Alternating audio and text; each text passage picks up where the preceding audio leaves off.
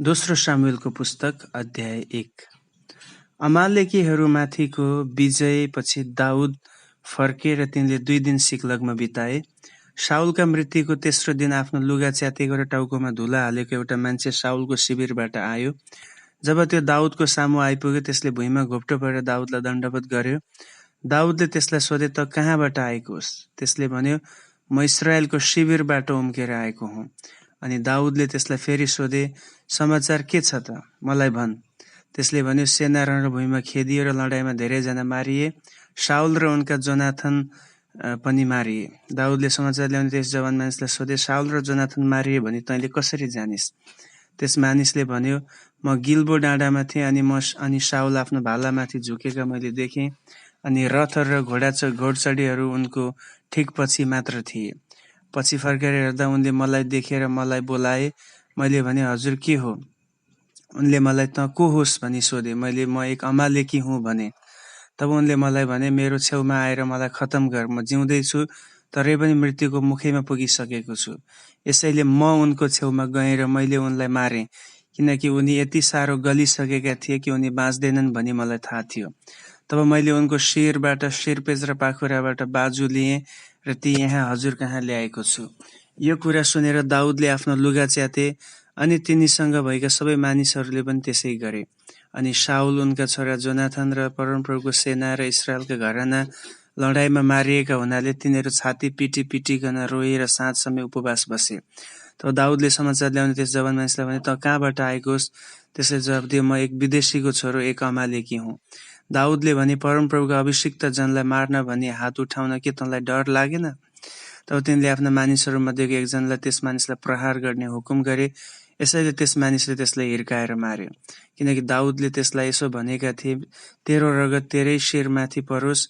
जब तैँले भनिस्, मैले परमप्रभुका अभिषिक्त जनलाई मारेँ, तब आफ्नै मुखले तैँले मलाई आफैलाई दोषी ठहराइस्। त्यसपछि शाउल र उनका जोनाथनका निम्ति दाउदले यसरी बिलाप गरे। अनि यो बिलापको गीत यहुदाका मानिसहरूलाई सिकाउनु भनी हुकुम गरे। याशारको पुस्तकमा यो गीत लेखिएको छ, हे इस्राएल, तिम्रो महिमा डाँडाहरूमा मरिढलेको छ। महावीरहरू कसरी ढले? गातमा यो कुरा नसुनाऊ, अस्कलोनका सडकहरूमा यो कुरा प्रचार नगर। नत्र त पलिश्तीहरूका छोरीहरू रमाउने छन्, नत्र त खतना नभएकाहरूका छोरीहरू हर्षित हुनेछन्। हे गिल्बोका डाँडाहरू हो, तिमीहरूमाथि शीत कि पानी नपरोस्, न त तिमीहरूमा अन्न दिने खेत नै होउन्। किनभने योद्धाको ढाल त्यहाँ अशुद्ध भयो, शाउलको ढाल तेल बिनै निस्तेज भयो। शत्रुको छातीबाट मारिएकाहरूको रगतबाट जोनाथनको धनु कहिले पनि पछि फर्केन। शाउलको तरवार म्यानमा कहिले रित्तै फर्केन। शाउल र जोनाथन जीवित हुँदा मर्न पर्दा र मायालु थिए। मृत्युमा पनि उनीहरू अलग भएनन्। उनीहरू गरुडहरू भन्दा पनि तीव्र थिए, सिंहहरू भन्दा पनि बलिया थिए। हे इस्राएलका छोरी हो, शाउलको निम्ति रो, जसले तिमीहरूलाई राता राता दामी बुट्टादार लुगाहरूले पहिराउँथे, जसले तिमीहरूका लुगाहरू सुनका गहनाहरूले चहकिला पार्थे। महावीरहरू रणभूमिमा कसरी ढले? जोनाथन तिमीहरूका डाँडामा मरिढलेका छन्। हे जोनाथन, मेरा भाइ, तिम्रो निम्ति म बिलाप गर्दछु। तिमी मेरो निम्ति प्रिय र मन पर्दथियो। म प्रतिको तिम्रो प्रेम अचम्मको थियो, स्त्रीको प्रेमलाई जित्ने। महावीरहरू कसरी ढले? युद्धका हतियारहरू नष्ट भए। आमेन। दोस्रो सामुएलको पुस्तक अध्याय 2। त्यसपछि दाउदले परमप्रभुलाई यसो भनेर सोधे, के म यहुदाको कुनै एउटा सहरमा जाउँ? परमप्रभुले जवाफ दिनुभयो, उक्ली जाऊ। दाउदले सोधे, कुन चाहिँ सहरमा? अनि यस्तो जवाफ आयो, हेब्रोनमा। यसैले दाउद आफ्ना 2 पत्नीहरू इज्रेली अहिनोम र कर्मेलका नाबालकी विधवा अबिगेलको साथमा त्यहाँ गए। आफूसँग लगेका मानिसहरूलाई पनि तिनीहरूका जहानै समेत दाउदले ल्याए र तिनीहरू हेब्रोन र त्यसका सहरहरूमा बसोबास गरे। अनि यहुदाका मानिसहरू आएर दाउदलाई त्यहाँ यहुदाका घरानामाथि राजा अभिषेक गरे। याबेश गिलादका मानिसहरूले शाउललाई गाडेका थिए भनेर दाउदलाई सुनाइयो। तब तिनले तिनीहरूलाई यो समाचार पठाए, तिमीहरूले आफ्ना स्वामी शाउलप्रति देखाएको भक्ति र उहाँलाई गाडेकामा परमप्रभुले तिमीहरूलाई आशिष दिउन्। यसको निम्ति परमप्रभुले तिमीहरूप्रति आफ्नो दृढ प्रेम र विश्वसनीयता देखाउन्। अनि तिमीहरूले यो काम गरेका हुनाले म पनि आफ्नो तर्फबाट तिमीहरूमाथि उही निगाह राख्नेछु। बलिया र आँटिला हौ, किनभने तिमीहरूका स्वामी शाउलको मृत्यु भएको छ र यहुदाका मानिसहरूले मलाई आफ्ना राजा अभिषेक गरेका छन्। यसै बीचमा शाउलका सेनापति नेरका छोरा अब्नेरले शाउलका छोरा इशबोशेतलाई यर्दनवारी महनोममा ल्याए अनि गिलाद, अशुरी, इजरायल, एफ्राइम र बेन्यामिन र सारा इस्राएलमाथि तिनलाई राजा तुल्याए। इस्राएलका राजा हुँदा इशबोशेत 40 वर्षका थिए र तिनले 2 वर्षसम्म राज्य गरे। तापनि यहुदाको घराना चाहिँ दाउदकै पछि लाग्यो। हेब्रोनमा यहुदाको घरानामाथि दाउदले 7.5 वर्षसम्म राज्य गरे। नेरका छोरा अब्नेरले शाउलका छोरा इशबोशेतको फौज लिएर महनोमबाट गिबोनमा धावा गरे। अनि सरुयाहका छोरा योआबले दाउदका फौजको साथमा हेब्रोनबाट धावा गरे। तिनीहरूले एकअर्कालाई गिबोनको पोखरीनेर भेटे र एउटाले पोखरीको वारी र अर्कोले पोखरीको पारी हमलाको लागि मोर्चा बाँधे। अब्नेरले योआबलाई भने, तिम्रा र मेरा जवान मानिसहरू मध्येका कोही आएर हाम्रो सामुन्ने एक जना गरी लडुन्। योआबले जवाफ दिए, हुन्छ, तिनीहरूले त्यसै गरून्। यसै कारण तिनीहरू आए र बेन्यामिन र शाउलका छोरा इशबोशेतका तर्फका 12,000 र 12 जना र दाउद तर्फका 12 जना एक जना गरी आफ्नो स्थानमा खडा भए। तब तिनीहरू हरेकले आफ्नो आफ्नो विरोधीको टाउको समातेर कोखामा छुरी रोपिदियो। यसरी तिनीहरू एकसाथ ढले। यसै कारण गिबोनको त्यस ठाउँलाई हेल्कत हजुरिम भनियो। त्यस दिन घमासान युद्ध भयो अनि अब्नेर र इस्राएलका मानिसहरू दाउदका फौजको सामु हारे। सरुयाहका तिनै भाइ छोराहरू योआब, अबिशै र असाहेल त्यहाँ थिए। असाहेल मैदानमा कुद्ने हरिण जत्तिकै छिटा थिए र तिनी दाहिने देब्रे कतै पनि नफर्की सिधै अब्नेरको पछि खेद्दै गए। तब अब्नेरले पछि फर्केर सोधे, हे असाहेल, के तिमी नै हौ? हो भनी तिनले जवाफ दिए। अब्नेरले भने, दाहिने कि देब्रेतिर लागेर जवानहरू मध्येका एक जनालाई पक्रेर त्यसलाई लुट। तर असाहेलले उनलाई खेद्न छोडेनन्। अब्नेरले फेरि मलाई खेद्न छोडिदेऊ भनी चेतावनी दिए। उनले भने, मैले तिमीलाई कसरी मार्नु, तिम्रा दाजु योआबलाई मैले कसरी मुख देखाउनु? तर जब असाहेल अन्यत्र लाग्न मानेनन् तब अब्नेरले आफ्नो भाला पछिल्तिर हानेर तिनको भुँडीमा रोपिदिएर भाला तिनको पछिल्तिर निस्कियो र तिनी बाटैमा ढलेर मरे। असाहेल मरेर लोटेको ठाउँमा आइपुग्ने सबैजना त्यहाँ नै अडिए। तर सूर्य अस्ताउँदा तिनीहरू गिबोनका खर्कको बाटोमा गिहनेरको अम्मा डाँडामा नआइपुगुन्जेल योआब र अबिशैले चाहिँ अब्नेरलाई खेदिने रहे। बेन्यामिनीहरू अब्नेरतर्फ जम्मा भए र एउटै दल भएर एउटा डाँडाको टाकुरामा युद्धको लागि तयार भए। अब्नेरले कराएर योआबलाई भने, के मारकाट गरिरहने? त्यसको परिणाम आखिरमा तितो हुन्छ भनी तिमी देख्न सक्दैनौ? आफ्ना भाइ बन्धुहरूलाई खेद्न छोडिदिनु भनी के तिमी आफ्ना मानिसहरूलाई फर्काउँदैनौ? योआबले जवाफ दिए, जीवित परमेश्वरको नाउँमा म भन्दछु कि तिमीले नभनेका भए मानिसहरूले बिहानसम्म पनि आफ्ना भाइ बन्धुहरूलाई खेद्न छोड्ने थिएनन्। तब योआबले तुरै फुकेर सबै मानिसहरूले इस्राएलीहरूलाई खेद्न छोडिदिए अनि युद्ध थामियो। अब्नेर र उनका मानिसहरू रातभरि अराबाबाट हिँडेर यर्दन पार गरे र बिहानभरि हिँडेर महनोममा आइपुगे। जब योआब अब्नेरलाई खेद्न छोडेर आए तब तिनले आफ्नो फौजलाई भेला गरेर असाहेल बाहेक दाउदका 19 जना मानिसहरू कम भेट्टाइए। तर दाउदका फौजले अब्नेरका पछि लाग्ने बेन्यामिनहरूका 360 जनालाई मारेका थिए। तिनीहरूले असाहेललाई बोकेर लगे र बेथलेहेममा तिनका बाबुको चिहानमा गाडे। त्यसपछि योआब र तिनका मानिसहरू रातभरि हिँडेर मिरमिरे उज्यालोमा हेब्रोनमा पुगे। आमेन। दोस्रो सामुएलको पुस्तक अध्याय 3। शाउल र दाउदका घरानाहरूका बीचको युद्ध धेरै दिनसम्म चलिरह्यो। दाउद झन्झन शक्तिशाली हुँदै गए अनि शाउलको घराना चाहिँ अझ कमजोर हुँदै गयो। अनि हेब्रोनमा दाउदका छोराहरू जन्मे। तिनका जेठा छोरा अम्नोन थिए जसकी आमा इजरायली अहिनोम थिइन्। तिनका माहिला छोरा किलाब थिए जसकी आमा कर्मेलका नाबालकी विधवा अबिगेल थिइन्। तिनका साहिला छोरा अब्शालोम थिए जसकी आमा गशुरका राजा तल्मैकी छोरी माका थिइन्। काहिला चाहिँ अदोनिया थिए जसकी आमा हग्गित थिइन्। ठाइला सपत्या थिए जसकी आमा अबितल थिइन्। अनि कान्छा चाहिँ इत्राम थिए जसकी आमा दाउदकी पत्नी एग्ला थिइन्। यिनीहरू सबै हेब्रोनमा जन्मेका दाउदका छोराहरू थिए। जब शाउल र दाउदका घरानाको बीचमा युद्ध हुँदै गयो, तब अब्नेरले बिस्तार बिस्तार शाउलको घरानामा आफूलाई प्रबल तुल्याउँदै थिए। अब अय्याकी छोरी रिस्पा नाउँ भएकी शाउलकी उपपत्नी थिइन्। इस्बोशेतले अब्नेरलाई सोधे, तिमी मेरा बाबुकी उपपत्नीसँग किन सुत्यो? यस कुराले अब्नेरले साह्रै रिसाएर भने, के म यहुदाको चाकरी गर्ने कुकुर हुँ? अहिलेसम्म त म तिम्रा पिता शाउलको घराना, उनका दाजुभाइहरू र उनका मित्रहरूको भक्त थिएँ र मैले तपाईँलाई दाउदको हातमा दिएर विश्वासघात गरेको छैन। तापनि यस स्त्रीको विषयमा भक्तिहीनताको आरोप लाउनुहुन्छ। अब यदि दाउदको निम्ति परमप्रभुले शपथ खाएर गर्छु भन्नुभएको कुरालाई पूरा गर्न म सकेसम्म गर्दिन भने परमेश्वरले म प्रति कठोर व्यवहार गरून्। म शाउलको घरानालाई खसाल्न र दाउदलाई दानदेखि बेर्सेबासम्म इस्रायल र यहुदामाथि सिंहासनमा बसाल्ने काम गर्नेछु। तिनी अब्नेरसँग साह्रै डराएका हुनाले इस्बोशेतले अरू केही पनि भन्न सकेनन्। त्यसपछि अब्नेरले हेब्रोनमा दाउद कहाँ यसो भनेर दूतहरू पठाए, यो देश कसको हो? हामी मिलाप गरौँ र म सारा इस्रायललाई तपाईँतर्फ ल्याउनलाई सकेसम्म कोसिस गर्नेछु। तब दाउदले यस्तो जवाब पठाए, बेस, म तिमीसँग मिलाप गर्नेछु, तर यो एक शर्तमा कि शाउलकी छोरी मिकललाई म कहाँ ल्याएपछि मात्र तिमी मेरो सामु आऊ।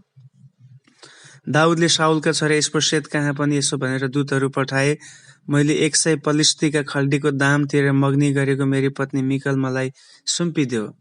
यसकारण इस्बोशेतले मानिसहरू पठाएर मिकललाई आफ्ना लोग्ने लेशका छोरा पल्तिएल कहाँबाट झिकाए। अब्नेरले तिनलाई घर फर्किजान भनी हुकुम नगरुन्जेल पल्तिएल रुँदै रुँदै बहुरिमसम्म मिकलको पछि पछि आए। अब इस्रायलका धर्मगुरुहरू कहाँ आएर अब्नेरले भने, निकै अघिदेखि नै तपाईँहरूले दाउदलाई आफ्नो राजा तुल्याउन खोज्नु भएको हो।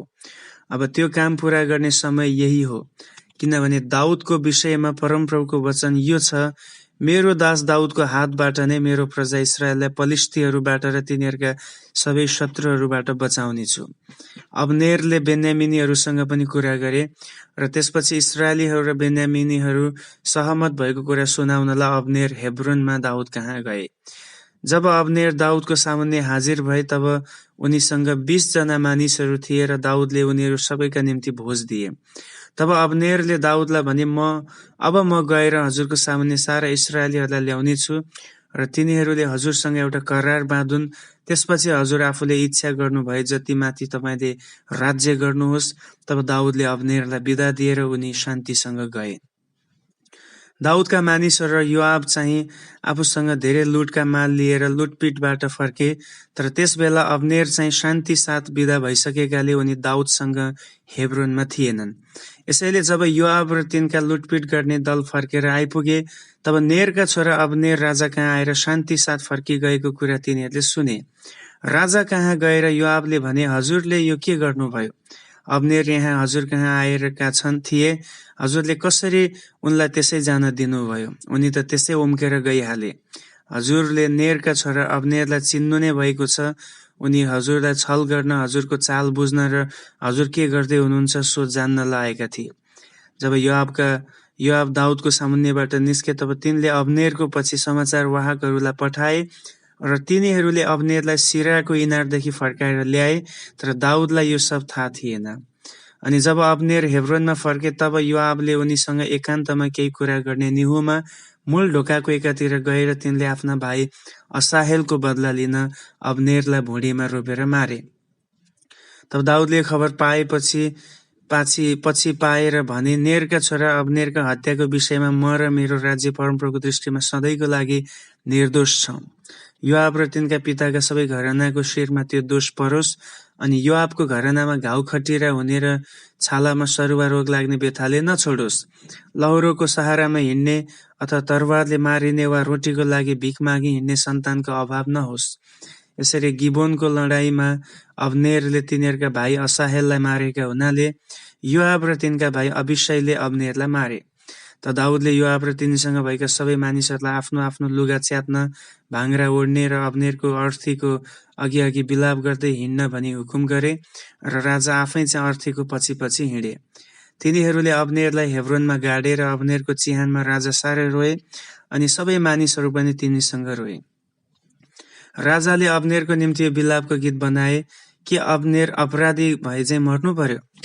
तिम्रा हात बाँधिएका थिएनन्, तिम्रा गोडामा साङ्ला लागेका थिएनन्, तिमी त दुष्टहरूका हातमा परे चाहिँ ढल्यौ। अनि मानिसहरू तिनको निम्ति फेरि रोए। तर तिनीहरूले दाउदलाई अझै दिन बाँकी रहँदा केही खाउन् भनेर मनाउन लाए। तर दाउदले शपथ खाएर यसो भने, सूर्यास्त अघि मैले कुनै किसिमले खानेकुरा छोएँ भने परमेश्वरले म प्रति कठोर व्यवहार गरून्। मानिसहरूले यो कुरा बुझेर तिनीहरू सहमत भए। राजाले गरेका सबै कुरामा तिनीहरू प्रसन्न भए। त्यस दिन इस्राएलका सबैले नेरका छोरा अब्नेरको हत्यामा राजाको केही हात थिएन भनी थाहा पाए। राजाले आफ्ना मानिसहरूलाई भने, इस्राएलमा आजको दिन एउटा योद्धा, एउटा महान पुरुष मरे भनी तिमीहरू जान्दैनौ? म अभिषिक्त राजा भए तापनि सरुयाका यी निर्दयी छोराहरूका सामुन्ने म कमजोर र शक्तिहीन भएको छु। तिनीहरू मेरो निम्ति अति नै बलिया भए। परमप्रभुले दुष्ट काम गर्नेलाई त्यसका योग्यको प्रतिफल दिउन्। आमेन। दोस्रो सामुएलको पुस्तक अध्याय 4। जब साउलका छोरा इस्बोसेतले हेब्रोनमा अब्नेर मारिएको कुरा सुने, तब तिनको हात खुट्टै गलेर सारा इस्राएलीहरू घबराए। इस्बोसेतका 2 जना मानिसहरू थिए जो लुटपिट गर्नेहरूको अगुवा थिए, जसका नाउँ बानाहा र रेकाब थियो। उनीहरू बेन्यामिन कुलका बेरोती रिम्मोनका छोराहरू थिए। बेरोत पनि बेन्यामिनसँगै गनिएको छ, किनभने बेरोतीहरू गित्तैममा भागेर गएका थिए र त्यस बेलादेखि यसो त्यहीँ नै बसोबास गरेका छन्। शाउलका छोरा जोनाथनको एउटा छोरा थियो जो दुवै खुट्टाको लङ्गडे थियो। इजरायलबाट शाउल र जोनाथनका मृत्युको समाचार आउँदा त्यो 5 वर्षको थियो। त्यसकी धाइले त्यसलाई बोकेर भागेकी थिइन्, तर तिनी हतार हतार गरी जाँदा त्यो लड्यो र लङ्गडो भयो। त्यसको नाउँ मपिबोसेत थियो। बेरोती रिम्मोनका छोराहरू रेकाब र बानाहा मध्य दिनमा इस्बोसेत विश्राम गरिरहेको बेलामा तिनको घरमा आए र भित्र पसे। उनीहरू घरको भित्री भागतिर गहुँ लिन गए जस्तो गरी गएर त्यहाँ उनीहरूले तिनलाई पेटमा छुरी हाने। त्यसपछि रेकाब र बानाहा सुटुक्क निस्के। इस्बोसेत आफ्नो कोठामा सुतिरहेको बेलामा उनीहरू घरभित्र पसेका थिए। तिनीहरू छुरी हानी मारिसकेपछि उनीहरूले तिनको शिर काटेर त्यो आफूसँग लगे र अराबाबाट रातभरि हिँडेर गए। उनीहरूले इस्बोसेतको टाउको हेब्रोनमा दाउद कहाँ ल्याए र राजालाई भने, हजुरको प्राण लिन खोज्ने हजुरको शत्रु साउलका छोरा इस्बोसेतको टाउको यहाँ छ। परमप्रभुले साउल र उनको घरानालाई आज हजुरको निम्ति साटो फेर्नुभयो। दाउदले बेरोती रिम्मोनका छोराहरू रेकाब र त्यसका भाइ बानाहालाई जवाब दिए, परमप्रभु जसले मलाई मेरा सबै कष्टबाट छुटाउनुभयो, जीवित परमप्रभुको नाउँमा शपथ खाएर म भन्दछु, साउल मरेको खबर राम्रो हो भनी ठानेर म कहाँ समाचार ल्याउने मानिसलाई मैले पक्रेँ र मैले त्यसलाई सिकलगमा मारेँ। मैले त्यसका समाचारको निम्ति त्यसलाई त्यही प्रतिफल दिएँ। तर दुष्ट मानिसहरूले एउटा निर्दोष मानिसलाई त्यसकै घरमा त्यसको पलङमा मार्छन् भने झन् कति बढी प्रतिफल दिनु पर्ला। के मैले अब तिमीहरूले गरेको हत्याको बदला लिएर तिमीहरूलाई संसारदेखि खतम नगर्नु? तब दाउदले आफ्ना मानिसहरूलाई हुकुम दिए र तिनीहरूले उनीहरूलाई मारे। तिनीहरूले उनीहरूका हात खुट्टा काटेर हेब्रोनका पोखरीको छेउमा झुन्ड्याइदिए। तर इस्बोसेतको टाउको चाहिँ तिनीहरूले लगेर हेब्रोनमा अब्नेरको चिहानमा गाडिदिए। आमेन। दोस्रो सामुएल अध्याय 5। दाउद कहाँ आएर तिनलाई भने, तब इस्राएलका सबै कुल हेब्रोनमा दाउद कहाँ आएर तिनलाई भने, हामी तपाईँकै हाड र मासु हौँ। अघि साउल हाम्रा राजा हुँदा पनि तपाईँले नै इस्राएलको सेनालाई लडाइँमा लानेर फर्काएर ल्याउने गर्नुहुन्थ्यो। अनि परमप्रभुले तपाईँलाई भन्नुभयो, तँ नै मेरा प्रजा इस्राएलको गोठालो हुनेछस्, तँ तिनीहरूको राजा हुनेछस्। तब इस्राएलका सबै धर्मगुरुहरू हेब्रोनमा राजा कहाँ आए। त्यहाँ दाउदले तिनीहरूसँग परमप्रभुको सामुन्ने करार बाँधेर तिनीहरूले दाउदलाई इस्राएलमाथि राजा अभिषेक गरे। दाउद 30 वर्षको उमेरमा राजा बने र तिनले 40 वर्षसम्म राज्य गरे। तिनले हेब्रोनमा यहुदामाथि 7.5 वर्ष अनि यहुदा र इस्राएल दुवैमाथि यरुसलेममा 33 वर्ष राज्य गरे। त्यसपछि दाउद राजा र तिनका मानिसहरू यरुसलेममा बस्ने एबुसीहरूलाई आक्रमण गर्न गए। एबुसीहरूले दाउदलाई भने, तपाईँ यहाँ आउन सक्नुहुन्न, अन्धा र लङ्गडाहरूले पनि तपाईँलाई भगाउन सक्नेछन्। उनीहरूको विचार यही थियो कि दाउद कहिल्यै भित्र आउन सक्ने छैनन्। तापनि दाउदले सियोनको गढी, दाउदको सहर लिइहाले। त्यस दिन दाउदले भने, हरेक जसले एबुसीहरूलाई जित्छ त्यसले दाउदका शत्रु अन्धा र लङ्गडाहरूलाई पानीको नालबाट पसेर भेटाउनु पर्नेछ। त्यसै कारण तिनीहरू भन्छन्, कुनै अन्धा र लङ्गडा महलमा आउने छैनन्। दाउद त्यही गढीमा बस्न लागे र त्यसको नाउँ दाउदको सहर राखे। दाउदले टेवा दिने गाराहरूका भित्रपट्टि गढीका चारैतिर सहर बनाए। अनि दाउद झन्झन शक्तिशाली हुँदै गए, किनभने सर्वशक्तिमान परमप्रभु परमेश्वर तिनीसँग हुनुहुन्थ्यो। टुरोसका राजा हिरामले दाउद कहाँ राजदूतहरू पठाए। हिरामले तिनीहरूका साथमा देवदारूका काठ र सिकर्मी र डकर्मीहरू पनि पठाए, अनि तिनीहरूले दाउदको निम्ति एउटा महल बनाए। परमप्रभुले तिनलाई इस्राएलमाथि राजा हुनलाई स्थिर गर्नुभयो, अनि तिनको राज्य आफ्नो प्रजा इस्राएलको निम्ति उच्च पार्नुभयो भनी दाउदले अब थाहा पाए। हेब्रोनबाट सरेपछि दाउदले यरुशलेममा अझ धेरै उपपत्नीहरू र पत्नीहरू लिए, अनि तिनका अरू छोराछोरी जन्मे। यरुशलेममा जन्मेका तिनका सन्तानहरूका नाउँ यिनै हुन्: शम्मुअ, शोबाब, नातान, Solomon, Ibhar, एलिसुअ, Nepheg, Yippee, एलिसामा, Eliada र एलिपेलेत। दाउद इस्राएलमाथि राजा अभिषेक भए भनी जब पलिश्तीहरूले सुने, तब उनीहरू सेना लिएर दाउदलाई खोज्न निस्के। तर यो कुरा सुनेर दाउद गढीमा ओर्लिएर गए। पलिश्तीहरू आएर रपाईहरूको बेसीमा फैलिएर बसे। त दाउदले परमप्रभुलाई सोधे, म पलिश्तीहरूलाई आक्रमण गरौँ के तपाईँले उनीहरूलाई मेरो हातमा सुम्पिदिनुहुनेछ? अनि परमप्रभुले जवाब दिनुभयो, जा, म पलिश्तीहरूलाई तेरो हातमा सुम्पिदिनेछु। तब तिनी उक्लिएर गएर उनीहरूलाई बाल पराजिममा आक्रमण गरेर त्यहाँ तिनीहरूलाई जिते। दाउदले भने, नदीले आफ्नो किनार भत्काए झैँ परमप्रभुले मेरा शत्रुहरूका पंक्तिलाई भत्काइदिनु भयो। त्यसैले त्यस ठाउँको नाउँ बाल पराजिम राखियो। पलिश्तीहरूले आफ्ना मूर्तिहरू त्यहीँ छोडे, अनि दाउद र तिनका मानिसहरूले ती लगे। पलिश्तीहरू फेरि आएर रपाईहरूको बेसीमा फैलिएर बसे। दाउदले परमप्रभुलाई सोधे र परमप्रभुले भन्नुभयो, यसपल्ट सोझै आक्रमण नगर, तर घुमेर लहरे पिपलहरूका सामुन्ने पछिल्लोतिरबाट उनीहरूलाई आक्रमण गर।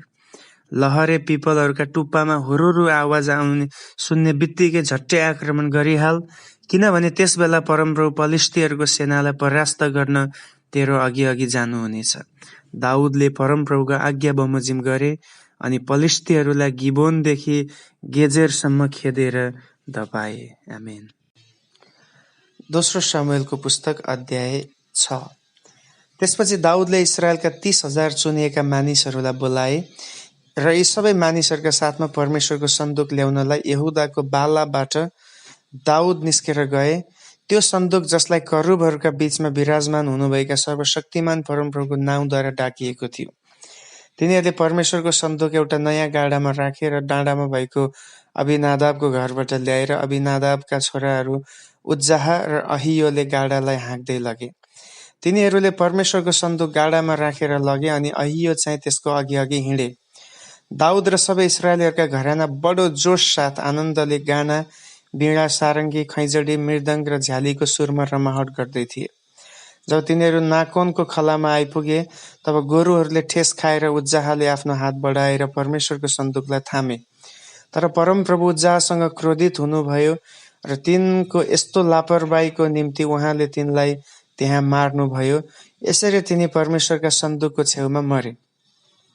परमप्रभु यसरी उज्जाहमाथि क्रोधित हुनुभएकोमा दाउद रिसाएर तिनले त्यस ठाउँको नाउँ फारेस उज्जाह राखे। त्यसको नाउँ आजसम्म त्यही छ।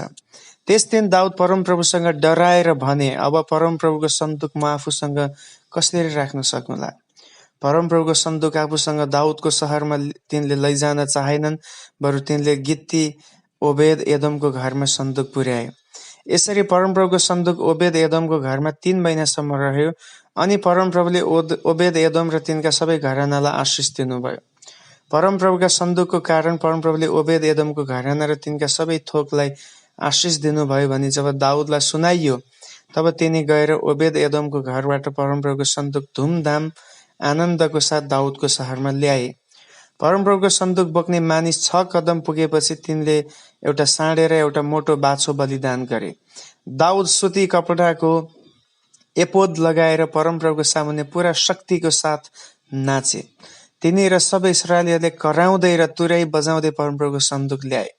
जब परमप्रभुको सन्दुक दाउदको सहरमा प्रवेश गर्दै थियो, तब शाउलकी छोरी मिकलले झ्यालबाट हेरिन् र दाउद राजालाई परमप्रभुको सामुन्ने उफ्रदै र नाच्दै गरेका देखिन् र तिनले मनमनै दाउदलाई घृणा गरिन्। तिनीहरूले परमप्रभुको सन्दुक भित्र ल्याए र दाउदले सन्दुकको लागि टाँगेको पाल भित्र राख्नका निम्ति तोकिएको स्थानमा त्यो राखे। अनि दाउदले परमप्रभुको सामुन्ने होम बलि र मेल बलि चढाए। दाउदले यी बलिदानहरू चढाइसकेपछि तिनले सर्वशक्तिमान परमप्रभुको नाउँमा मानिसहरूलाई आशीर्वाद दिए। अनि तिनले सबै मानिसहरूलाई अर्थात् इस्राएलीहरूका जम्मै जमघटको हरेक पुरुष र स्त्रीलाई एक एकवटा रोटी, खजुरको एक एक डल्लो र किसमिसको एक एक झुप्पो दिए। तब सबै मानिसहरू घर गए। दाउद आफ्ना घरानालाई आशीर्वाद दिन आउँदा शाउलकी छोरी मिकल तिनलाई भेट्न बाहिर निस्केर आइन् र भनिन्, इस्राएलका राजाको निम्ति आज कस्तो गौरवको दिन। तिनले आफ्ना दासीहरूका दृष्टिमा नाङ्गो बनेर आफैलाई ढटुवारे जस्तै बनाए। दाउदले मिकललाई जवाफ दिए, तिम्रा पिता र उनका घरानाको कसैको सट्टा मलाई उहाँको प्रजा इस्राएलका राजा चुन्नु हुने परमप्रभुको सामुन्ने त्यो गरिएको थियो। परमप्रभुको सामुन्ने म उत्सव मनाउनेछु। म आफ्नो दृष्टिमा अझै बढी अपमानित बन्नेछु। तर ती दासीहरू जसका विषयमा तिमीले मलाई भन्यौ, तिनीहरूले यसको निम्ति मलाई मान गर्नेछन्। शाउलकी छोरी मिकलको मर्ने दिनसम्मै छोराछोरी भएनन्। आमेन। दोस्रो शमूएलको पुस्तक अध्याय 7। दाउदले आफैलाई आफ्नो महलमा सुरक्षित पारेपछि र तिनका चारैतिरका शत्रुहरूबाट परमप्रभुले तिनलाई विश्राम दिनुभएपछि तिनले नातान अगमवक्तालाई भने, म त देवदारूले बनाएको महलमा बस्दैछु, तर परमप्रभुको सन्दुक भने पालमा राखिएको छ।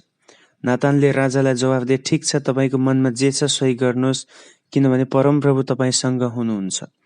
त्यही रात परमप्रभुको यो वचन नातान कहाँ आयो, गएर मेरो दास दाउदलाई भन्, परमप्रभु भन्नुहुन्छ, के मेरो निम्ति तैँले नै एउटा घर बनाउने छस् र?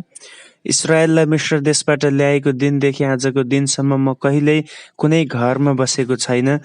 जहाँ जहाँ बसे पनि म पालमा नै बस्दै आएको छु। म इस्राएलसँग जहाँ पनि यात्रा गरेँ, के मैले मेरा प्रजा इस्राएलका गोठालाहरूमध्ये कुनै शासकलाई मेरो निम्ति देवदारूको घर किन बनाइनस् भनेर सोधेर? यसैले मेरो दास दाउदलाई भन्, सर्वशक्तिमान परमप्रभु भन्नुहुन्छ, मैले तँलाई मेरो प्रजा इस्राएलको गोठालो हुनलाई खर्कबाट र भेडाहरूका पछि पछि लाग्नबाट बोलाएँ। जहाँ जहाँ तँ गइस्, म तँसँग रहेर तेरा सबै शत्रुहरूलाई तेरो बाटोदेखि नाश गरिदिएँ। अब पृथ्वीका प्रतिष्ठित व्यक्तिहरूका बीचमा म तेरो नाउँ महान बनाउने छु। म मेरो प्रजा इस्राएलको निम्ति एउटा स्थान नियुक्त गर्नेछु र तिनीहरूका आफ्नै एउटा वासस्थान हुनेछ र तिनीहरूलाई कसैले फेरि कहिले सताउने छैन। सुरुमा गरे झैँ अनि मेरो प्रजा इस्राएलमाथि न्यायकर्ताहरू नियुक्त गरेको समयदेखि यसो तिनीहरूलाई दुष्ट मानिसहरूले अत्याचार गर्ने छैनन्। म तँलाई तेरा सबै शत्रुहरूदेखि विश्राम पनि दिनेछु। परमप्रभुले तेरो राजघराना स्थापना गर्नुहुनेछ भनी परमप्रभुले तँलाई भन्नुभएको छ। जब तेरो दिन पुरा हुनेछ र तँ आफ्ना पितृहरूसँग विश्राम गर्नेछस्, तब म तेरै सन्तान मध्येबाट तेरै शरीरबाट एकजना तेरो उत्तराधिकार हुनलाई उठाउनेछु र त्यसको राज्य स्थिर गराउनेछु। त्यसैले नै मेरो नाउँको निम्ति एउटा भवन बनाउनेछ र म त्यसको राजकीय सिंहासन सधैँको निम्ति स्थिर गर्नेछु। म त्यसका पिता हुनेछु र त्यो मेरो छोरो हुनेछ। त्यसले अधर्म गर्यो भने मानिसको लट्ठीले म त्यसलाई सजाय दिनेछु र मानिसहरूद्वारा त्यसलाई कोर्राबाजीको प्रहार गर्नेछु। तर मैले मेरो प्रेम शाउलबाट हटाए झैँ, जसलाई मैले तेरो बाटोदेखि पन्छाएँ, म मेरो प्रेम त्यसदेखि कहिल्यै हटाउने छैन। तेरो घराना र तेरो राज्य मेरो सामुन्ने सधैँभरि रहिरहनेछ र तेरो सिंहासन सदा सर्वदाको लागि स्थिर हुनेछ। आफूलाई दर्शनमा भनिएका सबै कुरा नातानले दाउदलाई सुनाइदिए। तब दाउद राजा परमप्रभुको उपस्थितिमा हाजिर भए र त्यहाँ बसेर भने, हे परमप्रभु परमेश्वर, म को हुँ? मेरो घराना के हो र तपाईँले मलाई यहाँसम्म ल्याउनु भयो? यो सबै चाहिँ तपाईँको दृष्टिमा एउटा सानो विषय जस्तो ठानेर तपाईँले त आफ्नो दासलाई त्यसको घरानाको भविष्य नै बताइदिनु भयो। हे परमप्रभु परमेश्वर, के यो सब तपाईँले सधैँ नै गर्ने व्यवहार हो र? अनि अब दाउद अरूबाट के भन्न सक्छ र? किनभने तपाईँले आफ्नो दासलाई राम्ररी चिन्नुहुन्छ। हे परमप्रभु परमेश्वर, तपाईँका वचनको खातिर र आफ्नो इच्छा अनुसार नै तपाईँले यो महान काम गर्नुभएको छ र आफ्नो दासलाई यो बताउनु भएको छ। हे परमप्रभु परमेश्वर, तपाईँ साँच्चै महान हुनुहुन्छ। तपाईँ जस्तै अरू कसैको विषयमा हामी कहिले सुनेका छैनौँ, तपाईँ बाहेक अरू ईश्वर छैन। अनि तपाईँको आफ्नै जाति इस्रायल जस्तो अरू को छ र? पृथ्वीको एउटा त्यस जातिलाई परमेश्वरले नै आफ्नो निम्ति छुटकारा दिनुभयो, जसद्वारा तपाईँले आफ्नो नाउँ फैलाउनुभयो र मिश्रबाट छुट्याउनु भएको आफ्नो प्रजाको बाटोदेखि अरू जातिहरू र उनीहरूका देवदेवताहरूलाई धपाइदिनु भई महान डरलाग्दा र उदेकका कार्यहरू गर्नुभयो। तपाईँले आफ्नै प्रजा इस्राएललाई सदा सर्वदाको निम्ति आफ्नै तुल्याउनलाई स्थिर गर्नुभएको छ। अनि हे परमप्रभु, तपाईँ तिनीहरूका परमेश्वर हुनुभएको छ। अब हे परमप्रभु परमेश्वर, आफ्नो दास र त्यसको घरानासित गर्नुभएको प्रतिज्ञा अनुसार सधैँभरि गर्नुहोस्। तपाईँले भन्नुभए जस्तै गर्नुहोस्, ताकि तपाईँको ख्याति सदा सर्वदै महान होस् र मानिसहरूले यसो भनुन्, सर्वशक्तिमान परमप्रभु इस्राएलमाथि परमेश्वर हुनुहुन्छ अनि आफ्नो दास दाउदको घराना तपाईँको सामु स्थिर भइरहनेछ। हे सर्वशक्तिमान परमप्रभु इस्राएलका परमेश्वर, तपाईँले आफ्नो दासलाई मलाई यसो भनेर आफ्नो अभिप्राय देखाउनु भयो, म तेरो निम्ति एउटा घरानाको निर्माण गर्नेछु। यसै कारण साहससँग म तपाईँ कहाँ यो प्रार्थना चढाइरहेछु। हे परमप्रभु परमेश्वर, तपाईँ परमेश्वर हुनुहुन्छ, तपाईँका वचन विश्वासयोग्य छन् अनि तपाईँले आफ्नो दाससँग यी उत्तम प्रतिज्ञाहरू गर्नुभएको छ। यसैले अब आफ्नो दासको घरानालाई आशिष दिनुहोस् र त्यो तपाईँको नजर अघि रहिरहोस्, किनकि हे परमप्रभु परमेश्वर, तपाईँले बोल्नु भएको छ र तपाईँका आशिषद्वारा नै तपाईँको दासको घरानाले सदा सर्वदाको आशिष पाउनेछ। आमेन। दोस्रो सामुएलको पुस्तक अध्याय 8। त्यसपछि दाउदले पलिश्तीहरूलाई जितेर उनीहरूमाथि तिनी विजयी भए अनि उनीहरूका हातबाट मेथेग अमाहा कब्जा गरे। दाउदले मोआबीहरूलाई पनि परास्त गरे अनि उनीहरूलाई तिनले भुइँमा सुत्न लाएर एउटा डोरीको नापले नापे। हरेक 2 नापभित्र आएकाहरू चाहिँ मारिनलाई र तेस्रो नापभित्र आएकाहरू चाहिँ छोडिदिनलाई तिनले नापे। यसरी मोआबीहरू तिनको अधीनमा भए अनि उनीहरूले तिनलाई राजगद्दी नै गरे। यसबाहेक युफ्रेटिस नदीको किनारमा आफ्नो अधीन फेरि राख्नलाई गइरहेको बेलामा सोबाका राजा रहबका छोरा हददेजरलाई पनि दाउदले जिते। दाउदले उनीबाट 1000 रथ, 7000 सारथी र 20000 पैदल सिपाहीहरूलाई कैद गरे। आफ्नो निम्ति 100 राखेका बाहेक तिनले सबै रथका घोडाहरूका ढोड नसा काटिदिए। जब दमस्कसमा अरामीहरू सोबाका राजा हददेजरलाई सहायता गर्नलाई आए, तब दाउदले उनीहरूका 22000लाई मारे अनि तिनले यी अरामीहरूका बीचमा छाउनी राखे। उनीहरू तिनका अधीनमा भएर तिनलाई राजगद्दी नै गरे। यसरी नै जहाँ दाउद गए परमप्रभुले तिनलाई विजय तुल्याउनु भयो। हददेजेरका अधिकृतहरूका सुनका ढालहरू दाउदले लिए र ती यरुशलेममा ल्याए। तिनले हददेजरका सहरहरू तेबह र बेरोतैबाट धेरै काँसाहरू ल्याए। जब दाउदले हददेजरका सारा सेनालाई परास्त गरेको कुरा हमातका राजा तोउले सुने, तब उनले आफ्ना छोरा योरामलाई दाउद कहाँ अभिनन्दन चढाउन र लडाईँमा हददेजरलाई परास्त गरेकामा दाउदलाई बधाई दिनलाई पठाए, किनभने हददेजेर र तोउको बीचमा युद्ध चलिरहेको थियो। अनि योरामले आफूसँग सुन, चाँदी र काँसाका सामग्रीहरू ल्याए। ती सामग्री चाहिँ दाउद राजाले परमप्रभुमा अर्पण गरे, जसरी आफूले परास्त गरेका सबै जातिका सुन र चाँदीलाई तिनले अर्पण गर्ने गर्थे। ती हुन् एदोम, मोआब, अम्मोनीहरू, पलिश्ती र अमालेकीहरू। सोबाका राजा रहबका छोरा हददेजेरबाट लिएका लुटका माल पनि अर्पण गरे। नुनको उपत्यकामा 18,000 एदोमीहरूलाई मारेर दाउदले ठूलो नाउँ कमाए। अनि फर्कँदा तिनले एदोमभरि छाउनीहरू राखे र सबै एदोमीहरू तिनका अधीनमा भए। यसरी दाउद जहाँ जहाँ गए त्यहाँ त्यहाँ परमप्रभुले तिनलाई विजय दिनुभयो। दाउदले सारा इस्राएलमाथि राज्य गरे र आफ्ना सबै प्रजाका निम्ति जे जति ठिक थियो त्यही गरे। सरुयाहका छोरा योआब सेनापति थिए। अहिलुदका छोरा यहोशापात लेखापाल थिए। अहितुबका छोरा सादोक र अबियाथारका छोरा अहिमेलेक पुजारीहरू थिए। सरयाह सचिव थिए। यहोयादाका छोरा बनयाह करेती र पेलेथी माथि अधिकृत थिए। दाउदका छोराहरू चाहिँ राजकीय सल्लाहकार थिए। आमेन। दोस्रो सामुएल अध्याय 9। दाउदले सोधे, के शाउलका घरानाको कोही बाँचेको छ जसलाई म जोनाथनको खातिर दया देखाउन सक्छु? शाउलको घरानामा सिबा नाउँ भएको एकजना नोकर थियो। त्यसलाई दाउदले बोलाइ पठाए। राजाले सोधे, के त सिबा होस्? त्यसले जवाफ दिए, हजुर दास, हजुरको दास सिबा म नै हुँ। तब राजाले भने, के शाउलका घरानाको कोही जीवित छ जसप्रति परमेश्वरको दया म देखाउन सक्छु? सिबाले भने, हजुर, जोनाथनका एउटा छोरा जीवित छन्, उनी दुवै खुट्टाका लङ्गडा छन्। राजाले सोधे, उनी कहाँ छन्? अनि सिबाले जवाफ दियो, उनी लो देबारमा अम्मिएलका छोरा माकिरका घरमा छन्। तब राजाले मानिसहरू पठाएर लो देबारदेखि अम्मिएलका छोरा माकिरको घरबाट उनलाई झिकाए। जब जोनाथनका छोरा शाउलका नाति मपिबोसेत दाउद कहाँ हाजिर भए, तब उनले घोप्टो परेर राजालाई दण्डवत गरे। दाउदले उनलाई भने, मपिबोसेत। उनले जवाफ दिए, हजुर, म तपाईँको दास। दाउदले भने, नडराऊ, म तिमीलाई तिम्रा पिता जोनाथनको खातिर दया देखाउन चाहन्छु। म तिमीलाई तिम्रा बाजे शाउलका सबै जग्गा जमिन फर्काइदिनेछु। तिमी मेरा टेबलमा बसेर मसँगै खानेछौ। मपिबोसेतले फेरि घोप्टो परेर दण्डवत गरी भने, म को हुँ र हजुरले म एउटा मरेको कुकुरलाई पनि ख्याल गर्नुहुन्छ?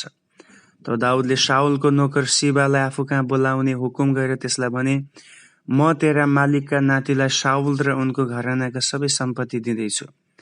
तैँले तेरा छोराहरू तेरा चाकरहरूले उनको जग्गा जमिनमा खेतीपाती गरेर त्यसको फसल तेरा मालिकको घरानालाई जुटाउनुपर्छ। अनि मपिबोसेत तेरा मालिकका नातिले मेरो टेबलमा बसेर खानेछन्। सिबाका 15 छोरा र 20 चाकरहरू थिए। तब सिबाले राजालाई भन्यो, हजुरले हुकुम गर्नुभए बमोजिम म सबै गर्नेछु। यसैले राजाका छोराहरूमध्ये एकजना भए मपिबोसेतले दाउदको टेबलमा खान लागे। मपिबोसेतको मिका नाउँ भएको एकजना सानो छोरो थियो। सिबाको घरानाका सबैजना मपिबोसेतका नोकर भए। अनि मपिबोसेत चाहिँ यरुसलेममा बस्न लागे र राजाकै टेबलमा नित्य राजासँगै उनले खाने गर्थे। उनी दुवै खुट्टाका लङ्गडा थिए। आमेन। दोस्रो सामुएल अध्याय 10। केही समयपछि अम्मोनीहरूका राजा मरे र उनका छोरा हानुनले राज्य गर्न लागे।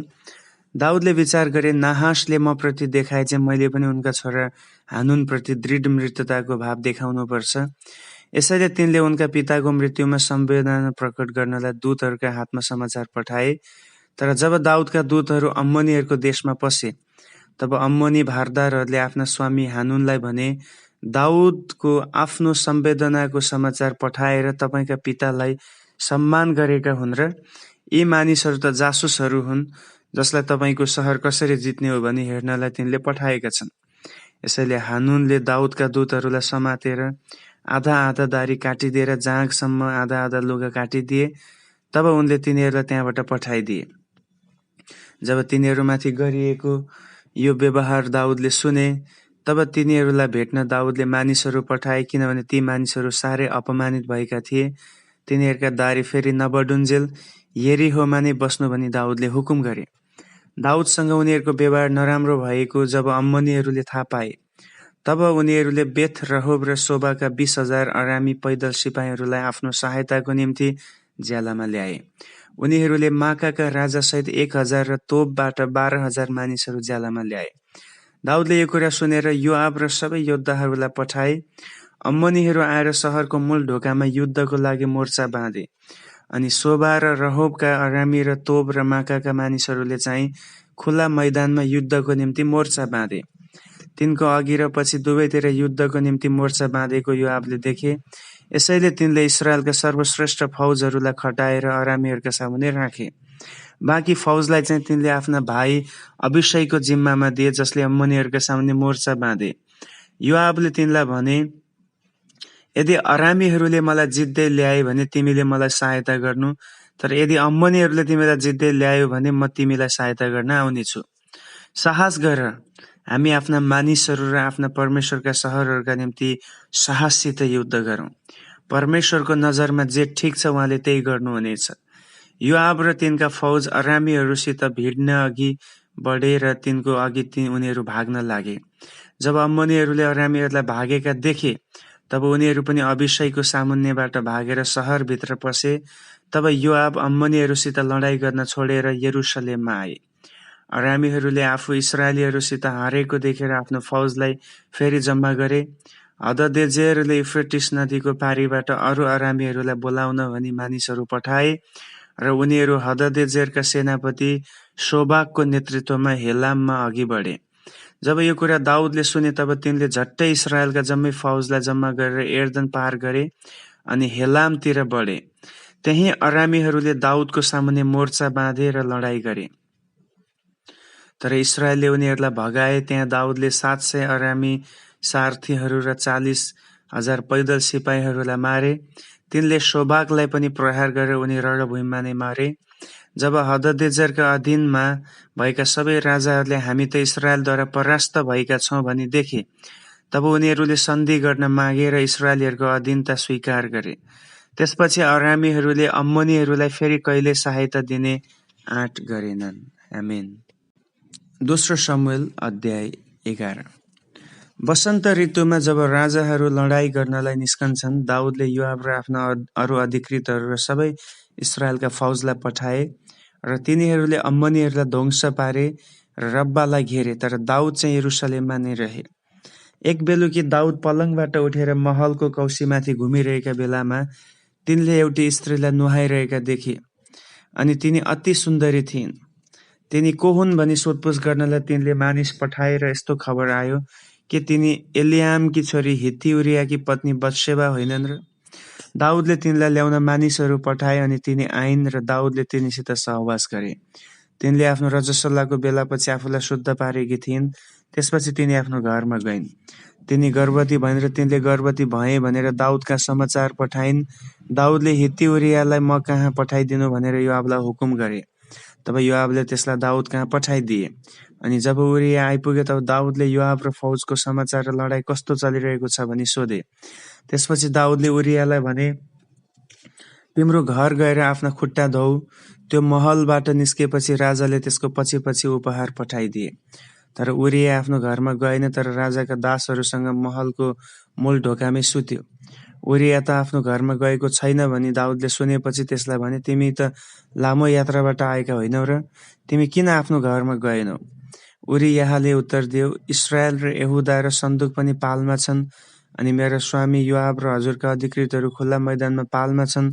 म त कसरी खाना र पिउन र मेरी पत्नीसित सुत्नलाई घरमा जाउँ? हजुरको जीवनको शपथ खाएर म भन्दछु कि म त्यसो गर्न सक्दिनँ। तब दाउदले उरियालाई भने, त्यसो भए अरू एक दिन यहीँ बस र भोलि म तिमीलाई जान दिनेछु। यसैले उरिया त्यस दिन र भोलिपल्ट यरुसलेममा नै बस्यो। दाउदले त्यसलाई खानपान गर्नलाई निम्तो दिएर त्यसलाई मत्याए। तर बेलुकी त्यो बाहिर गएर राजाका दासहरूसित आफ्नो ओछ्यानमा त्यसले रात बितायो र घरमा गएन। भोलिपल्ट बिहान दाउदले योआबलाई एउटा चिठी लेखेर उरियाको हातमा पठाए। तिनले चिठीमा लेखे, शत्रुकै मुखमा जहाँ लडाईँ खुब मचिएको छ त्यहाँ उरियालाई पठाएर तिमीहरू चाहिँ पछि हट र त्यो मरोस्। यसै कारण जब योआबले सहरलाई घेरा हालेका थिए तब तिनले उरियालाई यस्तो ठाउँमा खटाइदिए जुन ठाउँमा कडा मुकाबिला हुनेछ भनी तिनलाई थाहा थियो। सहरका मानिसहरूले एक्कासी निस्केर योआबसँग लडाईँ गर्न लागे र दाउदका केही सिपाहीहरू मारिए, हित्ती उरिया पनि मारियो। तब योआबले दाउद कहाँ लडाईँका सबै समाचार साथ एकजना मानिसलाई पठाए। त्यो समाचार लाने मानिसलाई योआबले यस्तो आदेश दिए, तैँले लडाईँको सबै हाल राजालाई बताइसकेपछि राजाले रिसाएर यसो भन्नुभयो भने, लडाईँ गर्दा तिमीहरू सहरको त्यति नजिक किन गयो त? पर्खालबाट काँड हान्नेछ भनेर तिमीहरूले जान्नुपर्ने थियो। यरुब्बेसेतका छोरा अबिमेलेकलाई कसले मार्यो? तिनलाई एउटी स्त्रीले जाँतोको पाटा पर्खालबाट खसाइदिएर मारेकी थिइन् र? अनि तिनी तेबेसमा मरे होइन र? तिमीहरू पर्खालको त्यति नजिक किन गयो? उहाँले यसलाई सोध्नुभयो भने उहाँलाई यसो भन्नु, हजुरको दास हित्ती उरिया पनि मर्यो। त्यो समाचार लाने मानिस हिँड्यो र दाउद कहाँ आयो र योआबको आज्ञा अनुसार सबै समाचार दियो। त्यसपछि दाउदलाई भने, शत्रुहरू हाम्रा विरुद्धमा खुल्ला फाँटमा जम्मा भएर हामीलाई मिच्न लागे, तर हामीले उनीहरूलाई सहरको मूल ढोकासम्म ठेल्दै लग्यौं। त्यहाँ काँड चलाउनेहरूले तपाईँका दासहरूलाई पर्खालबाट काँड चलाए र राजाका कति मानिसहरू मरे, साथै हजुरको दास हित्ती उरिया पनि मारियो। दाउदले त्यस दिन मानिसलाई भने, योआबलाई यो समाचार लैजा, तिमी नघबराऊ, तरवारले जसरी एकजनालाई मार्छ अर्कोलाई पनि मार्छ। सहरलाई आक्रमण जारी राख र त्यस सहरलाई ध्वंस विध्वंस गरिदेऊ। योआबलाई साहस होस् भनी यो कुरा भन। जब उरियाकी पत्नीले आफ्ना पति मरेको समाचार सुनिन् तब त्यसको निम्ति तिनले शोक गरिन्। अनि जब शोकको समय पूरा भयो तब दाउदले मानिसहरू पठाएर तिनलाई आफ्नो घरमा ल्याए। तिनी दाउदकी पत्नी भइन् र एउटा छोरो जन्माइन्। तर जे दाउदले गरेका थिए त्यसमा परमप्रभु अप्रसन्न हुनुहुन्थ्यो। आमेन। दोस्रो शमूएल अध्याय 12।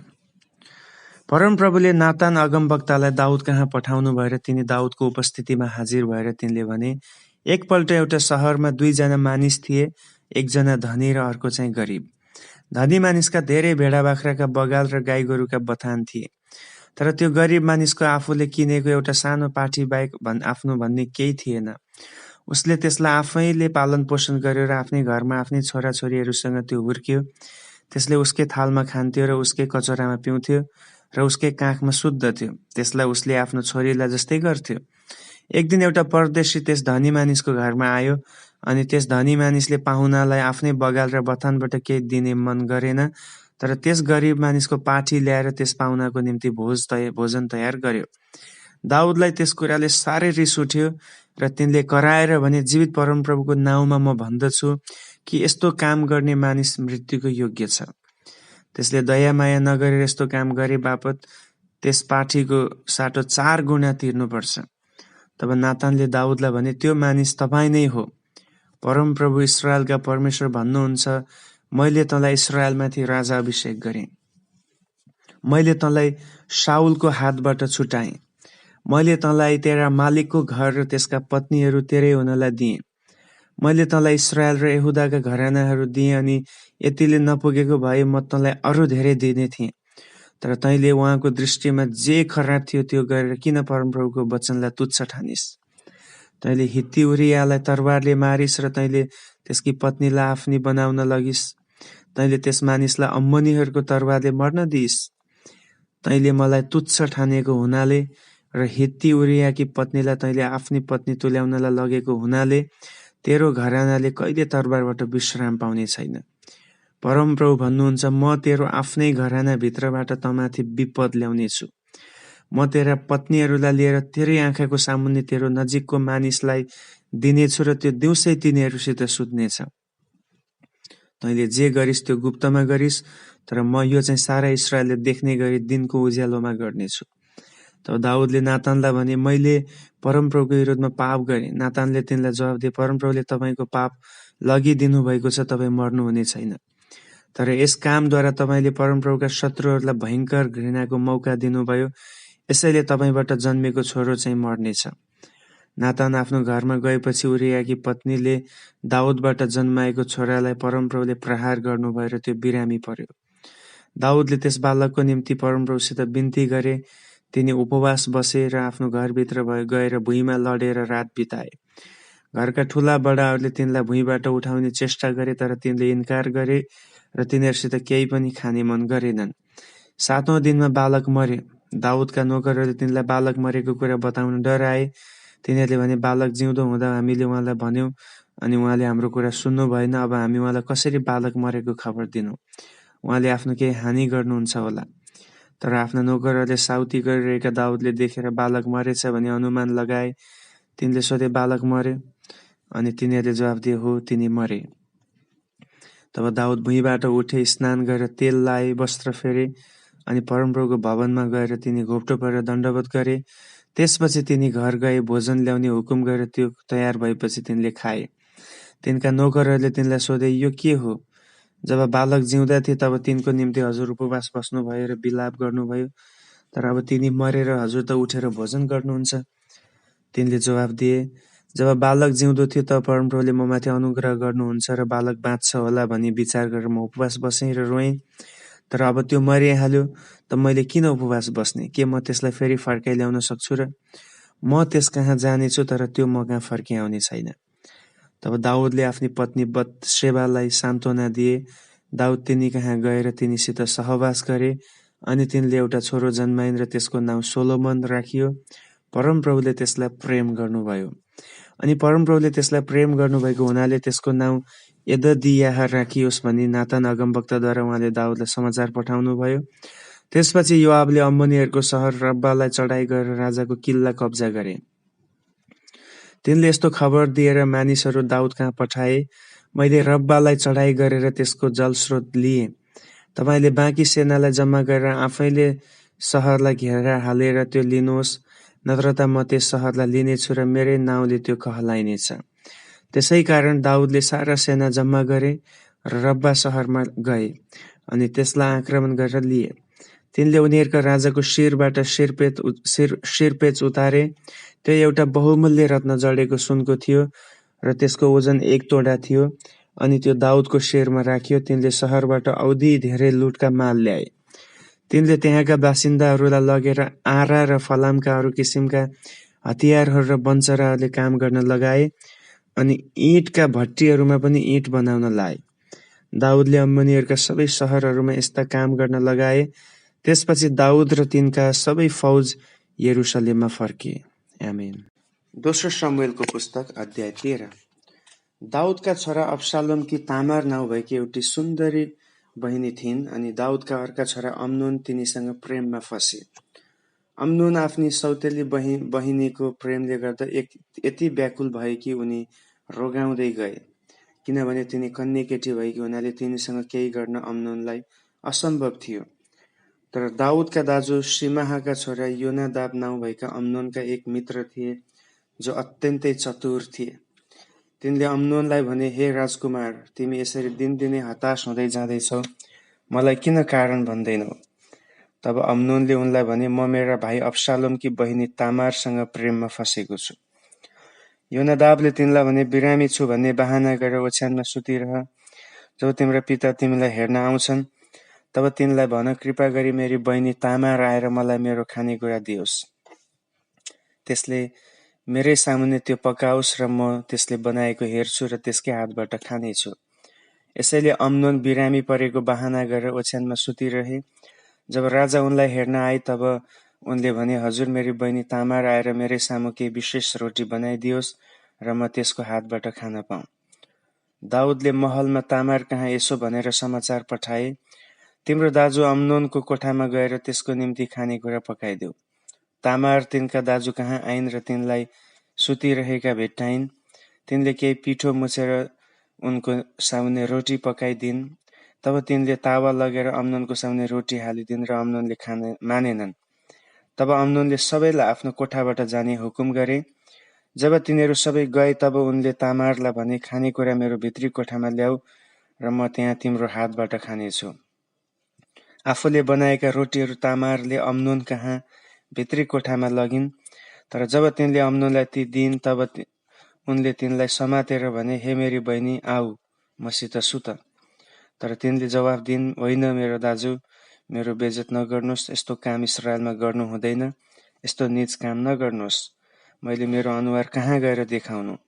अनि तपाईँ पनि इस्रायलमा एक दुष्ट मूर्ख बन्नुहुनेछ। मेरो निम्ति राजासित कुरा गर्नुहोस् अनि मसित विवाह गर्नलाई उहाँले तपाईँलाई इन्कार गर्नुहुने छैन। तर उनले तामारको कुरा ट्याक्कै सुनेनन् र तिनलाई जबरजस्ती गरेर समातेर तिनको बेइज्जत गरी तिनीसित सुते। त्यसपछि अम्नोनले तिनलाई अत्यन्त घृणा गर्न लागे। अम्नोनको अघिको प्रेम भन्दा अहिलेको घृणा धेरै थियो। अम्नोनले तिनलाई भने, उठेर गइहाल। तिनले जवाफ दिएर भनिन्, मलाई यसरी निकाल्नु त साह्रै दुष्ट कुरा हो। तपाईले मसित गर्नुभएको काम भन्दा यो झन असहाय छ। उनले तिनको कुरा सुन्दै सुनेनन् र आफ्नो चाकरी गर्ने केटालाई बोलाएर भने, यस आइमाईलाई निकालिदे, यसलाई बाहिर निकालिदे, ढोकामा आग्लो लगाइदे। चाकरी गर्ने त्यस छिटाले तिनलाई बाहिर निकालिदियो र ढोकामा आग्लो लगाइदियो। तामारले विवाह नगरेकी राजकुमारीले लाउने लामो बाहुला भएको लुगा लगाएकी थिइन्। तामारले आफ्नो कपालमा खरानी हालिन्, आफूले लगाएको लामो बाहुलाको लुगा च्यातिन् र कपालमा हात राख्दै रुँदै गइन्। तिनका दाजु अब्शालोमले तिनलाई सोधे, के तेरा दाजु अम्नोन तँसित थिए? अब चुप लागि बस, उनी तेरा दाजु हुन्, यस विषयमा साह्रै चिन्ता नगर। अनि तामार आफ्नो दाजु अब्शालोमको घरमा एक त्यागिएकी स्त्री चाहिँ बसिन्। जब दाउद राजाले सब सुने तब तिनी साह्रै रिसाए। अब्शालोमले अम्नोनलाई असल वा खराब केही भनेनन्। आफ्नी बहिनी तामारलाई बेइज्जत गरेको कारणले अब्शालोमले अम्नोनलाई घृणा गर्न लागे। 2 वर्षपछि अब्शालोमले सबै राजकुमारहरूलाई एफ्राइमको नजिक बाल हासोरमा उन कत्रने उत्सवमा निम्तो दिए। अब्सालोमले राजा कहाँ आएर भने, हजुर म उन कत्रने उत्सव मनाइरहेछु, के राजा र उहाँका सेवकहरू पाल्नुहुन्छ कि? राजाले जवाफ दिए, अह मेरा छोरा, हामी सबै आएर तिमीलाई भार हुन चाहन्नौ। अब्सालोमले ढिपी गरे, तर दाउद जानलाई राजी भएनन् र आफ्नो आशीर्वाद दिएर तिनलाई बिदा गरे। तब अब्सालोमले भने, हजुर आउन सक्नुहुन्न भने मेरा दाजु अम्नोनलाई हामीसँग आउन दिनुहुन्छ कि? राजाले सोधे, त्यो किन तिमीसँग जाने र? तर अब्सालोमले फेरि जिद्दी गरे। यसैले दाउदले अम्नोन र अरू सबै राजकुमारहरूलाई तिनीसित जान दिए। अब्सालोमले आफ्ना मानिसहरूलाई यस्तो आज्ञा दिए, मौका हेरी बस, अनि जब अम्नोन मातेर मस्त भएका हुन्छन् र म अम्नोनलाई मार भन्ने छु, तब तिमीहरूले उनलाई मार्नु। डराउने केही काम छैन, यो मेरो हुकुम हो, हिम्मत गरी दृढ बस। अनि अब्सालोमका मानिसहरूले तिनले भने झैं गरे। तब सबै राजकुमारहरू हतार हतार आफ्नो आफ्नो खच्चरमा चढेर घरतिर लागे। तिनीहरू बाटैमा हुँदा राजाकहाँ यस्तो हल्ला पुग्यो, अब्सालोमले सबै राजकुमारहरूलाई मारे अनि कोही पनि जीवित छैन। तब राजा उठेर आफ्ना लुगा च्यातेर भुइँमा पस्रिए। तिनका वरिपरि उभिएका नोकरहरूले पनि आफ्ना आफ्ना लुगा च्याते। तर दाउदका दाजु शिमहाका छोरा योनादाबले भने, तिनीहरूले सबै जवान राजकुमारहरूलाई मारे भने हजुरले नसम्झनुहोला, अम्नोन मात्र मारिएको छ। तिनकी बहिनी तामारलाई अम्नोनले बलात्कार गरेको दिनदेखि यसो अब्सालोमको त्यो नियत जाहेर थियो। सबै राजकुमारहरू मरे भन्ने झुटो हल्लामा हजुरले ध्यान नदिनुहोला, अम्नोन मात्र मारिएको छ। त्यसै बीचमा अब्सालोम भागेर गए। तब पहरादारले यसो मासतिर हेर्दा मानिसहरूको एउटा भिड होरोनाइमदेखि डाँडै डाँडा तलतिर झरिरहेको देख्यो। त्यसले आएर राजालाई यसो भनेर खबर दियो, होरोनाइमदेखि डाँडै डाँडा मानिसहरू आइरहेका मैले देखेँ। योनादाबले राजालाई भने, हेर्नुहोस्, तिनीहरू आउँछन् भनी मैले भने झैं राजकुमारहरू आइरहेका छन्। तिनले बोलिसक्ने बित्तिकै राजकुमारहरू भित्र आए अनि डाँको छोडी बिलाप गर्न लागे। राजा र तिनका सबै नोकरहरू पनि धुरु धुरु रोए। अब्सालोम गशुरका राजा अम्मिहुदका छोरा तल्मै कहाँ गएर शरण लिए। तर राजाले दिनदिनै आफ्नो छोरा अम्नोनको निम्ति बिलाप गरे। गशुरमा भागेपछि अब्सालोम 3 वर्षसम्म त्यहाँ बसे। अनि अम्नोनको मृत्युबारे तिनको हृदयले शान्ति पाएपछि दाउदलाई फेरि अब्सालोम कहाँ जान मन लाग्यो। आमेन। दोस्रो शमूएलको पुस्तक अध्याय 14। जब राजाको मन अब्सालोमतिर फर्किएछ भनी सरुयाका छोरा योआबले थाहा पाए, तब तिनले तकोमा मानिसहरू पठाएर एउटी बुद्धिमती स्त्रीलाई बोलाइ पठाए। तिनले त्यसलाई भने, शोक गर्ने स्त्री चाहिँ बहाना गर, शोकको लुगा लाऊ, केशमा तेल नलगाऊ र धेरै दिनदेखि शोकमा बसेको स्त्री चाहिँ बन। त्यसपछि राजा कहाँ गएर मैले तिमीलाई सिकाएको कुरा भन। तब के भन्नुपर्ने हो सो योआबले त्यसलाई भने। जब तकोकी स्त्री राजाको सामुन्ने हाजिर भई, तब त्यो भुइँसम्मै घोप्टो परी राजालाई दण्डवत गरी रुँदै भने, दुहाई महाराजा। राजाले त्यसलाई सोधे, तिमीलाई के दुःख छ? त्यसले भने, हजुर, म एउटी विधवा हुँ, मेरो पति मरे, मेरा 2 छोराहरू थिए अनि तिनीहरू मैदानमा झगडा गरे। त्यहाँ तिनीहरूलाई छुट्याउने कोही थिएन र एउटाले अर्कालाई हिर्काएर मार्यो। अब हेर्नुहोस्, मेरा सबै आफन्तहरू मेरो विरुद्धमा उठेर यसो भन्छन्, आफ्नो भाइ मार्नेलाई हामी कहाँ सुम्पिदेऊ र त्यसले आफ्नै भाइको हत्या गरेको हुनाले हामी त्यसलाई मार्नेछौँ अनि यसरी उत्तराधिकारीलाई पनि खत्तम गरिदिनेछौँ। यदि तिनीहरूले त्यसो गरे भने मेरो एउटै बचेको आगोको भुङ्ग्रो पनि निभाइदिनेछन् र मेरा पतिको नाउँ निशानी मेटिदिएर संसारमा कोही सन्तान बाँकी रहने छैन। राजाले त्यस स्त्रीलाई भने, जाऊ, म तिम्रो इन्साफ गरिदिनेछु। तर तकोकी त्यस स्त्रीले अझै भन्न लागि, हजुर, यसको दोष म र मेरो पिताको घरमाथि परोस्। महाराजा र उहाँको सिंहासन चाहिँ निर्दोष रहन्। राजाले भने, यदि कसैले तिमीलाई अझै केही भन्यो भने त्यसलाई म कहाँ ल्याऊ र त्यसले तिमीलाई फेरि कहिले दुःख दिने छैन।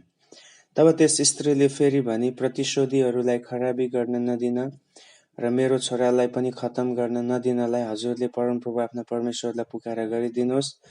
राजाले यसो भनेर शपथ खाए, तिम्रो छोराको एउटा केश पनि भुइँमा खस्न पाउने छैन भनी जीवित परमप्रभुको नाउँमा म भन्दछु।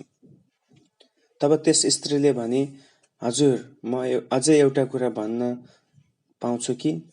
राजाले भने, भन। त्यसले भनी, परमेश्वरको लोकप्रति यस्तै किसिमको खराबी गर्न हजुरको मनमा यस्तो कुरा कसरी पस्न सक्यो? जब राजाले यसो भन्नुहुन्छ कि उहाँले आफैलाई पनि दोषी ठहराउनुहुन्न र? किनकि देश निकालावास गर्नुभएको मानिसलाई हजुरले फेरि फर्काएर ल्याउनलाई इन्कार गर्नुभएको छ। भुइँमा पोखिएर लोभ भएको पानी चाहिँ हामी पनि मर्नु नै पर्छ, तर परमेश्वरले प्राण लिइहाल्नुहुन्न। बरु निकालावास भएको मानिस उहाँबाट अज्ञात नरहोस् भनी उहाँले उपाय पो गरिदिनुहुन्छ। म यो कुरा हजुरलाई भन्न आएकी हुँ, किनभने मानिसहरूले मलाई धम्की दिएका छन्।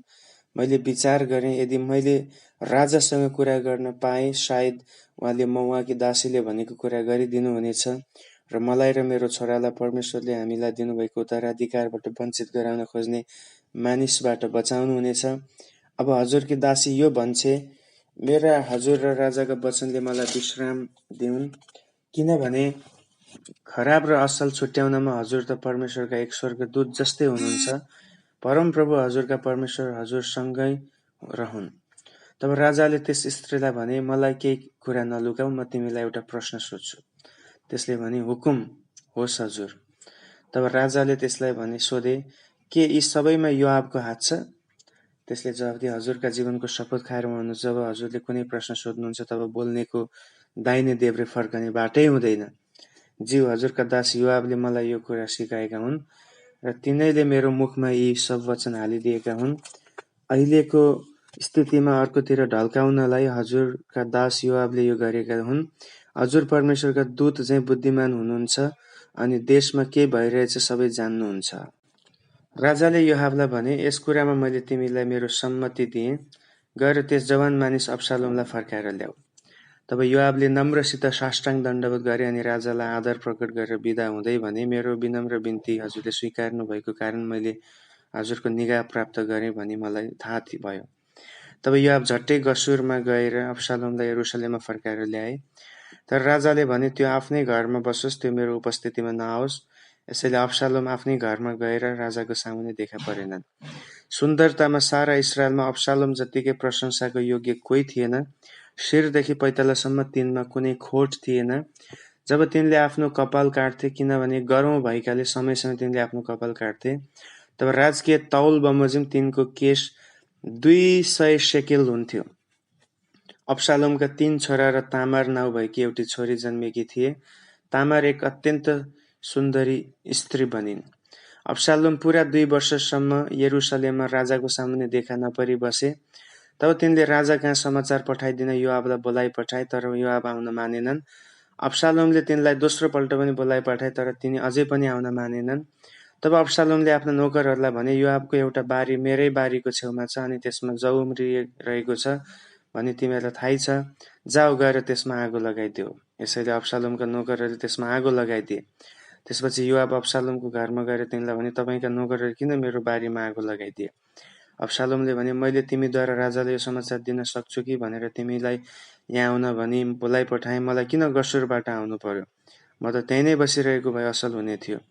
यसकारण म राजाको सामुन्ने हाजिर हुन पाऊँ अनि मैले केही दोष गरेको भए उहाँले मलाई मारुन्। यसैले योआब राजा कहाँ गएर राजालाई यो कुरा सुनाइदिए। तब राजाले अब्सालोमलाई बोलाइ पठाए। तिनी आए र राजालाई नम्रतापूर्वक साष्टाङ्ग दण्डवत गरे अनि राजाले अब्सालोमलाई मय गरे। आमेन। दोस्रो शमूएलको पुस्तक अध्याय 15। त्यसपछि अब्सालोमले आफ्नो निम्ति एउटा रथ, घोडाहरू र आफ्नो अघि दगुर्नलाई 50 जना मानिसहरू लिए। तिनी बिहान सबेरै उठेर शहरका मूल ढोकातिर जाने बाटोनेर उभिने गर्थे। अनि कुनै मानिस राजा कहाँ इन्साफ माग्न आउँदा अब्सालोमले त्यस मानिसलाई बोलाएर कुन शहरबाट आएको हो भनी सोध्थे। हजुर, म इस्रायलको फलानु कुलको हुँ भनी जब तिनले जवाफ पाउँथे, तब अब्सालोमले त्यसलाई भन्थे, तिम्रो मुद्दा त ठिकै रहेछ, तर तिम्रो मुद्दा सुन्ने राजाको कुनै प्रतिनिधि नै छैन। अनि अब्सालोमले अझै यसो पनि भन्थे, यदि म यस देशमा न्यायाधीश नियुक्त भएको भए यस्तो मुद्दा ल्याउने हरेक मानिसको ठिक इन्साफ गरिदिने मेरो कर्तव्य हुने थियो। जब कुनै मानिस तिनलाई साष्टाङ्ग दण्डवत गर्नलाई आउँथे, तब अब्सालोमले आफ्नो हात पसारेर त्यसलाई समाती अङ्गालो हालेर मय गर्थे। राजा कहाँ इन्साफ माग्ने हरेकसँग यस्तै व्यवहार गरेर अब्सालोमले इस्रायलीहरूको प्यार आफूतिर खिचे। 4 वर्षपछि अब्सालोमले राजालाई भने, परमप्रभुको निम्ति भाकल पूरा गर्नलाई म हेब्रोनमा जान चाहन्छु, किनभने म अरामको गसुरमा हुँदा मैले यो भाकल गरेको थिएँ। यदि परमप्रभुले मलाई यरुसलेममा ल्याउनु भयो भने म हेब्रोनमा परमप्रभुको आराधना गर्नेछु। राजाले जवाफ दिए, शान्तिसित जाऊ। तब तिनी हेब्रोनमा गए। तब अब्शालोमले इस्राएलका सबै कुलहरूमा यसो भनेर गुप्त समाचार वाहकहरूलाई पठाए, तुरहीको स्वर सुन्ने बित्तिकै तिमीहरूले भन, अब्शालोम हेब्रोनका राजा हुनुभयो। 200 जना मानिसहरू यरुसलेमबाट अब्शालोमका साथ गएका थिए। तिनीहरूले निम्तो पाएका थिए र यस कुराको केही थाहै नपाई तिनीहरू अजानमा गए। अब्शालोमले बलिदान चढाइरहँदा गिलोह शहरबाट दाउदका सल्लाहकार गिलोनी अहितोपेललाई पनि बोलाइ पठाए। यो षड्यन्त्र खुब प्रबल हुँदै गयो र अब्शालोमतर्फ लागेका मानिसहरूको संख्या बढ्दै गयो। एकजना सन्देशवाहक आएर दाउदलाई भन्यो, इस्राएलका मानिसहरूको मन त अब्शालोमतिर छ।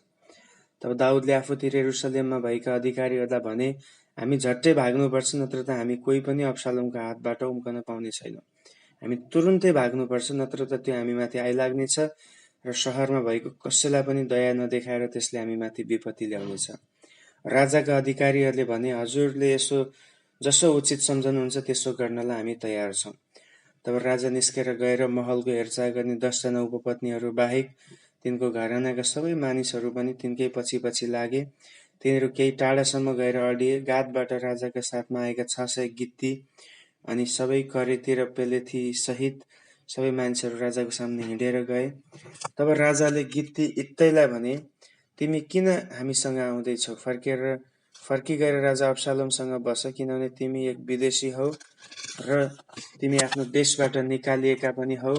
तिमी त हिजो अस्ति मात्र आएका हौ अनि आज मेरो भ्रमणमा मसित तिमीलाई सहभागी हुन मैले कसरी कर लगाउनु? म कहाँ जानेछु म आफै जान्दिनँ। घर जाऊ र तिम्रा निज देशवासीहरूलाई पनि साथै लैजाऊ। कृपा र विश्वास तिमीसित रहौँ। तर इत्तैले यसो भनेर राजासँग शपथ खाए, जीवित परमप्रभुको नाउँमा म मेरो राजाको नाउँमा शपथ खाएर म भन्दछु कि तपाईँ मेरा प्रभु र राजा जहाँ हुनुहुन्छ त्यहाँ यो तपाईँको दास पनि हुनेछ, म बाँचु वा मरौँ। दाउदले इत्तैलाई भने, हुन्छ, अघि हिँड। यसरी गित्ती इत्तै आफ्नै जम्मै दल र तिनीसँग भएका सबै लावा लस्कर साथ हिँडे। यसरी तिनीहरू सबैजना निस्केर जाँदा सारा देशका मानिसहरू धुमधाम रुन लागे। राजा किद्रोन खोल्सा पार गर्न लागे र सबै मानिसहरू मरुभूमितिर बढ्न लागे। सादोक पनि सबै लेवीहरूका साथमा त्यहाँ थिए। तिनीहरूले परमेश्वरका करारको सन्दुक बोकेर लगिरहेका थिए। त्यो चाहिँ तिनीहरूले अडाएर राखेर सबै मानिसहरू शहरबाट निस्केर नआउन्जेल अबियाथारले बलिदानहरू चढाउन लागे। तब राजाले सादोकलाई भने, परमेश्वरको सन्दुक शहरमा फर्काएर लैजाऊ।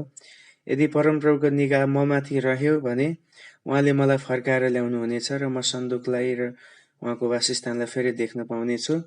यदि उहाँले मसँग प्रसन्न हुनुहुन्न भनी भन्नुभयो भने म यहाँ छु, उहाँले मलाई जे गर्न चाहनुहुन्छ सो मसँग गरून्। राजाले सादोक पुजारीलाई यसो पनि भने, के तिमी भविष्य देख्न सक्छौ? होइन र तिमी र अबियाथार तिम्रा छोरा अहिमास र अबियाथारका छोरा जोनाथनलाई साथमा लिएर शान्तिसँग शहरमा फर्केर जाऊ। म मरुभूमिका जङ्गारहरूमा तिमीहरूबाट खबर नपाउन्जेल पर्खी बस्नेछु। तब सादोक र अबियाथारले परमेश्वरको सन्दुक यरुसलेममा फर्काइ लगे र तिनीहरू त्यहीँ नै बसे। जैतुन डाँडाको उकालोमा जाँदा दाउद रोए। तिनले शिर ढाकेका थिए र नाङ्गो खुट्टाले हिँडेर गए। तिनीसँग भएका सबै मानिसहरू पनि शिर ढाकेर रुँदै हिँडे। षड्यन्त्रकारीहरूमध्ये अहितोपेल अब्शालोमसँग छन् भनी दाउदलाई सुनाइयो। त दाउदले यसो भनेर प्रार्थना गरे, हे परमप्रभु, अहितोपेलको सल्लाहलाई व्यर्थ तुल्याइदिनुहोस्। जब दाउद डाँडाको टाकुरामा आइपुगे जहाँ परमेश्वरलाई साष्टाङ्ग दण्डवत गरिन्थ्यो, तब अरकी हुसै आफ्ना लुगा च्यातिकन आफ्नो शिरमा धुलो हालेर दाउदलाई भेट गर्न आएका थिए। दाउदले तिनलाई भने, तिमी मसँग आयो भने मलाई भार मात्र हुनेछ, तर यदि तिमी शहरमा फर्की गएर अब्शालोमलाई म हजुरको दास हुनेछु, अहिलेसम्म त म हजुरका पिताको दास थिएँ तर अब म हजुरको दास हुनेछु भनी भन्यौ भने अहितोपेलको सल्लाह खत्तम गर्नलाई तिमीले मलाई सहायता गर्न सक्नेछौ। तिमीलाई थाहै छ कि सादोक र अबियाथार पुजारीहरू तिमीसँग हुनेछन्। राजाको महलमा जे कुरा तिमी सुन्नेछौ ती सबै तिनीहरूलाई भनिदेऊ। तिनीहरूसँग सादोकका छोरा अहिमास र अबियाथारका छोरा जोनाथन छन्। तिमी जे सुन्छौ तिनीहरूद्वारा मलाई बताउने गर। यसैले अब्शालोम यरुसलेममा पस्दै दाउदका मित्र हुसै शहरमा आए। आमेन। दोस्रो शमूएलको पुस्तक अध्याय 16। दाउद डाँडाको टाकुराबाट अलिक पर मात्र पुगेको बेलामा मपिबोसेतको नोकर सिबासँग तिनको भेट भयो। त्यसले आफूसँग 200 रोटी, 100 झुप्पा किसमिस, नेभाराका 100 डल्लो र 1 मशक दाखमध्ये जिन लगाम कसिएका 1 हुल गधामा बोकाएर ल्याएको थियो। राजाले सिबालाई भने, तिमीले यी सबै किन ल्यायौ? सिबाले जवाब दियो, यी गधाहरू चाहिँ राजाका परिवारका सवारीको निम्ति हुन्। रोटी र फलहरू जवान मानिसहरूलाई खानका निम्ति र दाखमध्य चाहिँ मरुभूमिमा थाक्नेहरूका निम्ति हो। राजाले सोधे, तिम्रा मालिकका नाति कहाँ छन्? सिबाले भने, उनी त यरुसलेममा नै छन्, किनभने इस्रायलको घरानाले उनलाई आफ्ना बाजेको सिंहासन फिर्ता गरिदिनेछ भनी उनले सम्झेका छन्। राजाले सिबालाई भने, मपिबोसेतका सबै थोक तिमीले पाउनेछौ। सिबाले भन्यो, हे हजुर, मेरा महाराज, म त हजुरको एक क्षुद्र दास हुँ, हजुरको दृश्यमा निगाह पाऊँ। जब दाउद राजा बहुरेममा आइपुगे, तब त्यहाँ शाउलका घरानाको एकजना मानिस गेराको छोरो शिमी निस्केर दाउदलाई सराप्दै आयो। त्यसले दाउद र तिनका सबै अधिकारीहरूलाई जथाभावी ढुङ्गाले हान्न लाग्यो। दाउदका देब्रे र दाहिनेतिर तिनका सिपाही र अङ्गरक्षकहरू थिए। शिमीले यसो भनेर दाउदलाई सराप दियो, जा ए बदमाश, ए हत्यारा, शाउलको घरानामा रगत बगाएर उनको स्थानमा राज्य गर्न खोज्ने तँ माथि आज परमप्रभुले बदला लिनुभएको चाहिँ हो, र त्यो राज्य अब परमप्रभुले तेरो छोरा अब्शालोमलाई दिनुभयो। तँ आज बर्बाद भइस्, किनभने तँ हत्यारा होस्। तब सरुयाका छोरा अबिशैले राजालाई भने, हजुर, यो मरेको कुकुरले किन हजुरलाई सराप्ने? म पारी गएर त्यसको टाउको उडाइदिनेछु। तर राजाले भने, ए सरुयाका छोराहरू हो, तिमीहरूलाई मसँग के सरोकार? यदि परमप्रभुले दाउदलाई त्यसले सरापोस् भनी भन्नुभएको छ भने कसले त्यसलाई रोक्न सक्छ? दाउदले अबिशै र आफ्ना सबै अधिकारीहरूलाई भने, यदि मेरो आफ्नै छोराले मलाई मार्न खोज्छ भने यस बेन्यामिनी त के कुरा गर्नु? त्यसलाई छोडिदेऊ, त्यसले नसरापोस्, किनभने परमप्रभुले नै त्यसलाई त्यसो गर्न भन्नुभएको होला। सायद आजको दिन मलाई यो सरापको सट्टा परमप्रभुले मेरो कष्ट हेर्नुहुनेछ र मलाई आशिष दिनुहुनेछ। यसैले दाउद र तिनका मानिसहरू आफ्नो बाटो लागे र शिमी चाहिँ दाउदको बाटोमा परेको पारिपट्टिको डाँडा गयो र जाँदा दाउदतिर सराप्दै र ढुङ्गा हान्दै र धुलो फ्याँक्दै गयो। राजा र तिनीसँग भएका सबै मानिसहरू आफ्नो गन्तव्यमा लखतरान भइपुगे अनि त्यहाँ तिनले आफूलाई ताजा बनाए। यसै बीचमा अब्शालोम र तिनीसँग भएका सबै इस्राएलीहरू यरुसलेममा पुगे अनि अहितोपेल पनि तिनीसँग थिए। तब दाउदका मित्र अर्की हुसैले अब्शालोमलाई भेटेर तिनलाई भने, राजा दीर्घायु हुन्, राजा दीर्घायु हुन्। तर अब्शालोमले जवाब दिए, तिम्रा मित्रलाई देखाएको प्रेम यही हो, तिमी उहाँसँग किन गएनौ? हुसैले अब्शालोमलाई जवाब दिए, परमेश्वरले चुन्नुभएका मानिस, जनता र इस्राएलका सारा मानिसहरूले चुनेका व्यक्तिसँग लाग्ने विचार मैले गरेको छु, अनि म तिनीसँग बस्नेछु। फेरि मैले कसको सेवा गर्ने? के छोराको सेवा गर्नु पर्दैन र? जस्तो मैले तपाईँका पिताको सेवा गरेँ त्यस्तै म तपाईँको सेवा गर्नेछु। अब्शालोमले अहितोपेललाई भने, हामीलाई तपाईँका सल्लाह दिनुहोस्, हामीले कसरी काम गर्नुपर्ने हो? अहितोपेलले जवाब दिए, तपाईँका पिताले महलको जिम्मेवारीमा छोडी गएका तपाईँका पिताका उपपत्नीहरूसित सहवास गर्नुहोस्। तब तपाईँले आफ्ना पिताको नाक काटिदिएको काम सबै इस्राएलले सुन्नेछन् र तपाईँको पछि लाग्नेहरूको हात अझै बलियो हुनेछ। यसैले तिनीहरूले कौसीमा अब्शालोमको निम्ति एउटा पाल टाँगिदिए र सबै इस्राएलले देख्ने गरी तिनी आफ्ना बाबुका उपपत्नीहरूसित सुते। ती दिनहरूमा अहितोपेलको सल्लाह चाहिँ परमप्रभुसँग सोधपुछ गर्नेको जस्तै नै मानिन्थ्यो। दाउद र अब्शालोमले अहितोपेलका सल्लाहलाई त्यतिसम्म कदर गर्थे। आमेन। दोस्रो शमूएलको पुस्तक अध्याय 17। अहितोपेलले अब्शालोमलाई भने, 12,000 मानिस छान्नुहोस् र आज राति दाउदलाई खेद्नुहोस् भन्ने मेरो सल्लाह छ। तिनी थाकेर हैरान भएको बेलामा तिनलाई हमला गर्नुहोस्, तिनलाई आतंकित बनाउनुहोस् र तिनीसँग भएका सबै मानिस तितर-बितर हुनेछन्। राजालाई बाहेक अरू कसैलाई नमार्नुहोस्। सबै मानिसहरूलाई तपाईँ कहाँ फर्काइल्याउनुहोस्। तिनको मृत्युले नै सबैजनालाई फर्काइल्याउन सक्छ। अरू सबै मानिसहरूमाथि चाहिँ कुनै हानि हुने छैन। अब्शालोम र इस्राएलका सबै धर्मगुरुहरूले अहितोपेलको सल्लाह स्वीकार गरे। तर अब्शालोमले भने, अर्की हुसैलाई बोलाइ पठाऊ र तिनले के भन्दा रहेछन् सो हामी सुनौँ। हुसै आएर अहितोपेलले भनेका सबै कुरा अब्शालोमले तिनलाई भनिदिए र तिनलाई सोधे, अहितोपेलले हामीलाई यस्तो सल्लाह दिएका छन् कि हामी तिनले भने अनुसार गरौँ, होइन भने तिम्रो के विचार छ भन। हुशैले अब्शालोमलाई भने, यसपल्ट अहितोपेलले दिएको सल्लाह ठिक छैन। हुशैले अझै भने, तपाईका पिता र उहाँसँग भएका मानिसहरू अनुभवी लडाकुहरू छन् र बच्चा खोसिएका जङ्गलका क्रोधी भालुहरू जस्ता छन्। तपाईका पिता युद्धकालमा निपुण हुनुहुन्छ अनि उहाँ राति सेनासँग बस्नुहुने छैन। अहिले पनि उहाँ कुनै ओडारमा वा अरू त्यस्तै ठाउँमा लुकिरहनु भएको छ होला। यदि उहाँले उछिनेर पहिले नै तपाईँको फौजलाई हमला गर्नुभयो भने यो कुरा थाहा लाग्यो भने सुन्नेले भन्नेछन् अब्शालोमका पछि लाग्ने फौजहरू त नष्ट भएका छन्। त्यसो हुँदा कस्तै सुरो र सिंह जस्तै मुटु भएको मानिसको साहस पनि हराउनेछ, किनभने सारा इस्रायलले जान्दछ कि तपाईँका पिता एक महावीर हुनुहुन्छ र उहाँसँग हुनेहरू पनि साहसीहरू छन्। यसैले मेरो सल्लाह यही छ, दानदेखि बेर्सेबासम्मका सारा इस्रायललाई समुद्रका बालुवाका कण जस्तै तपाईँ कहाँ जम्मा हुन दिनुहोस् र तिनीहरूका अगाडि तपाईँ आफै युद्धमा मानिसहरूलाई लिएर जानुहोस्। तब उहाँ जहाँ हुनुभए तापनि हामी कहीँ न कहीँ उहाँमाथि आक्रमण गर्नेछौँ र भुइँमा शीत परे चाहिँ उहाँमाथि ओह्रिनेछौँ अनि उहाँको घरानाको एउटै पनि अथवा उहाँपछि लाग्नेहरू कुनै पनि जीवित छोडिने छैन। उहाँ कुनै सहरभित्र शरण लिनु भए तापनि सारा इस्रायलले त्यस सहरलाई लठाएर ल्याएर एउटै ढुङ्गा पनि त्यसको जगमा नपाइने गरी हामी घिस्याएर बेसीमा पुर्याउनेछौँ। अब्शालोम र इस्रायलका सबै मानिसहरूले भने, अर्की हुशैले अहितोपेलको भन्दा राम्रो सल्लाह दिएका छन्। यो त अहितोपेलको राम्रो सल्लाह विफल बनाउने अनि यसरी अब्शालोमको विनाश गर्ने परमप्रभुको अभिप्राय मात्र थियो। हुशैले सादोक र अबियाथार पुजारीहरूलाई अहितोपेलले अब्शालोम र इस्रायलका धर्मगुरुहरूलाई दिएको सल्लाह अनि आफूले दिएको सल्लाह पनि बताइदिए।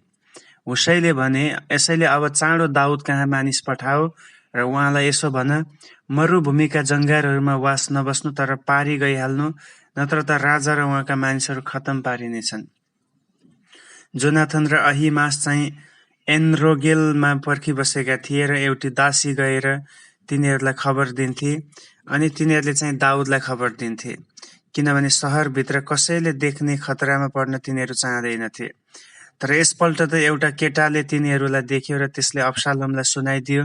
यसैले ती दुईजना हतार हतार गरी बहुरिममा एकजना मानिसको घरमा गए।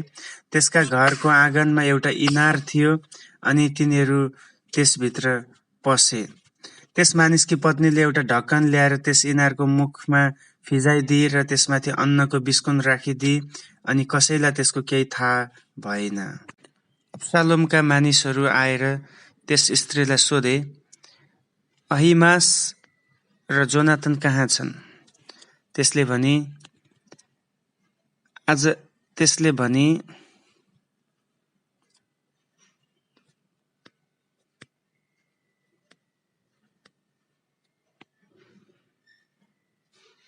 भने तिनीहरू त खोला पारी गए। ती मानिसहरूले यताउता खोजे तर कसैलाई भेट्टाएनन्। यसैले उनीहरू यरुसलेममा फर्के। जब उनीहरू गइसके तब ती दुई मानिसहरू इनारबाट उक्लेर निस्के र दाउद राजा कहाँ गएर सबै कुरा बताइदिए। तिनीहरूले भने, उठ्नुहोस् र झट्टै खोला तर्नुहोस् अनि राजाको विरुद्धमा अहितोपेलले गरेको युक्ति तिनीहरूले सुनाइदिए। यसैले दाउद र तिनका सबै दल तुरुन्त यर्दन नदी पार गर्न लागे। मिरमिरे उज्यालोमा पारिपट्टिको किनारमा नपुगेको कोही पनि रहेन। जब आफूले दिएको सल्लाह नमानेको अहितोपेलले बुझे तब तिनले आफ्नो गधामा जिन लगाम कसेर आफ्नो सहरपट्टि आफ्नो घरतिर गए। त्यहाँ तिनले आफ्नो घरलाई ठिकठाक गरी आफैलाई झुन्ड्याएर आत्महत्या गरे। तिनी यसरी मरे र आफ्नो बाबुको चिहानमा गाडिए। अब्शालोम र तिनीसँग भएका सबै इस्रायलीहरू यर्दन पार गरे, तर दाउद अघि नै महनोममा पुगिसकेका थिए। अब्शालोमले योआबको सट्टामा अमासालाई सेनापति बनाएका थिए। तिनी चाहिँ इस्रायली यतेर नाउँ भएका मानिस र योआबकी आमा सरुयाकी बहिनी अनि नाहासकी छोरी अबिगेलका छोरा थिए। इस्रायलीहरू अब्शालोमले गिलादको जिल्लामा छाउनी हाले। जब दाउद महनोममा आइपुगे तब अम्मोनीहरूको रब्बामा बस्ने नाहासका छोरा शोबी, लोदेबारमा बस्ने अम्मिएलका छोरा माकिर र रेगलिममा बस्ने गिलादी बर्जिल्लैले ओड्ने ओछ्याउने भाँडाकुँडा र कचौराहरू ल्याएर तिनलाई दिए। तिनीहरूले गहुँ, जौ, आँटा, चिउरा, सिमी, दाल, मह, दही, भेडा र गाईका दुधको पनिर दाउद र तिनीसँग भएका मानिसहरूका निम्ति खानलाई दिए, किनभने मानिसहरू मरुभूमिमा भोकाएका, तिर्खाएका र थाकेका छन् भनी तिनीहरूले सम्झे। आमेन। दोस्रो शमूएलको पुस्तक अध्याय 18। दाउदले आफूसँग भएका मानिसहरूलाई लडाईँको लागि जम्मा गरे अनि हजार हजार र सय सय माथि सेनापतिहरू नियुक्त गरे। त्यसपछि तिनले आफ्नो सेनालाई 3 भागमा विभक्त गरे। 1/3 योआबको अधीनमा, 1/3 सरुयाका छोरा अबिशै योआबका भाइको अधीनमा र 1/3 गित्ती इत्तैको अधीनमा। राजाले सेनालाई भने, म पनि तिमीहरूसँगै लडाईँमा जानेछु। तर मानिसहरूले भने, होइन, हजुर चाहिँ नआउनुहोला। यदि हामीले फर्केर भाग्नु पर्यो भने कसैले हामीलाई केही वास्ता गर्ने छैन। हामी आधै मर्यौं भने पनि उनीहरूले वास्ता गर्ने छैनन्, तर हजुर त हामी 10,000 बराबर हुनुहुन्छ। यसैले हजुर शहरमा बसेर हाम्रो सहायता गर्नुभए असल हुनेछ। राजाले जवाफ दिए, त्यसो भए तिमीहरूलाई जस्तो ठिक लाग्छ म त्यही गर्नेछु। यसैले राजा मूल ढोकाको छेउमा उभिरहे अनि सेना चाहिँ हजार हजार र सय सयका पंक्तिमा निकै तिनकै नजिकबाट हिँडेर गयो। राजाले योआब, अबिशै र इत्तैलाई यो हुकुम गरे, मेरो खातिर त्यस जवान अब्शालोमसित नरम व्यवहार गर्नु, अब्शालोमलाई जोगाइदिनु भनी राजाले आफ्ना प्रत्येक सेनापतिलाई दिएको हुकुम सबै सेनाले सुने। तब सेना इस्राएलीहरूका विरुद्धमा लडाईँ गर्न आयो अनि लडाईँ एफ्राइमको वनमा भयो। त्यहाँ दाउदका मानिसहरूका सामुन्ने इस्राएलीहरू परास्त भए अनि यति ठूलो संहार भयो कि 20,000 मानिसहरू त्यस दिन मारिए। लडाईँ चारैतिर फैलियो अनि वनमा नष्ट भएकाहरू तरवारले मर्ने मानिसहरूभन्दा धेरै थिए। अब दाउदका कतिपय मानिसहरूले अब्शालोमलाई देखे। तिनी एउटा खच्चरमा चढिरहेका थिए, तर जब त्यो खच्चर एउटा ठूलो फलाँटको रुखमुनिबाट भएर गयो, तब अब्शालोमको कपाल हाँगामा अल्झ्यो। तिनी झुन्डिए अनि खच्चर चाहिँ त्यस हाँगामुनिबाट छिरिगयो। ती मानिसहरूमध्येको एकजनाले त्यो देखेर योआबलाई यसो भन्यो, मैले अब्शालोमलाई एउटा फलाँटको रुखमा झुन्डिएका देखेँ।